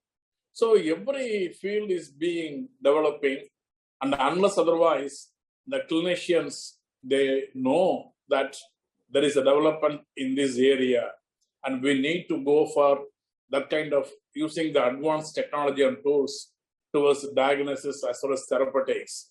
The success would be again phenomenal. So the failures you can avoid when you use this kind of technologies. And that way, I'm quite confident the last 5 days, the participants had an ample opportunity to interact with the experts as well as to know the latest developments in this field. And thereby, the day will come, we will use only for any diagnosis, we use either CAD and CIM. In fact, before I come, I just had a small discussion with our vice principal. He was telling, sir, if you want to fix a plate, instead of going for a standard plate, you can go for a record size. Not only for this, same thing for even dentistry. For any health ailments, you can use the CAD and CIM. And that way, it is going to be very useful in the days to come. And I'm sure the participants would have greatly benefited out of this. And we should thank AICT, as well as I thank my vice principal, Dr. Arun, and his team for wonderfully synthesizing this idea, involving the experts, and conducting for last 5 days. I compliment and congratulate Dr. Arun and his team for this wonderful task. And I am also equally thanking our management for giving this wonderful support by way of infrastructure. And our IT team also deserve appreciation because they were responsible for making this to happen in online also. So with all these things, I am again take this opportunity to thank Dr. Arun for inviting me to make my concluding remarks on this occasion. Thanks, one and all. Thanks, Dr. Arun. Okay. Thank you very much, sir. And I think finally I would like to thank all the participants. Though I think we had 173 registrations, sir. I think close to 140, 150 they were attending, of course in a random manner. But at any point in time, we had close to 100 people attending this program. And I thank all the speakers and participants and Jasmine and Brinda for supporting to organize this program. Brinda? Thank you so much, sir. It's a great opportunity to be here. Let's close. Before we close the session, we'll have a photo session with our Vice Chancellor, sir. Sir, if you could switch on your camera, I can take a screenshot. All the participants, with your permission, I'm just taking a screenshot. Yeah, please switch on the camera.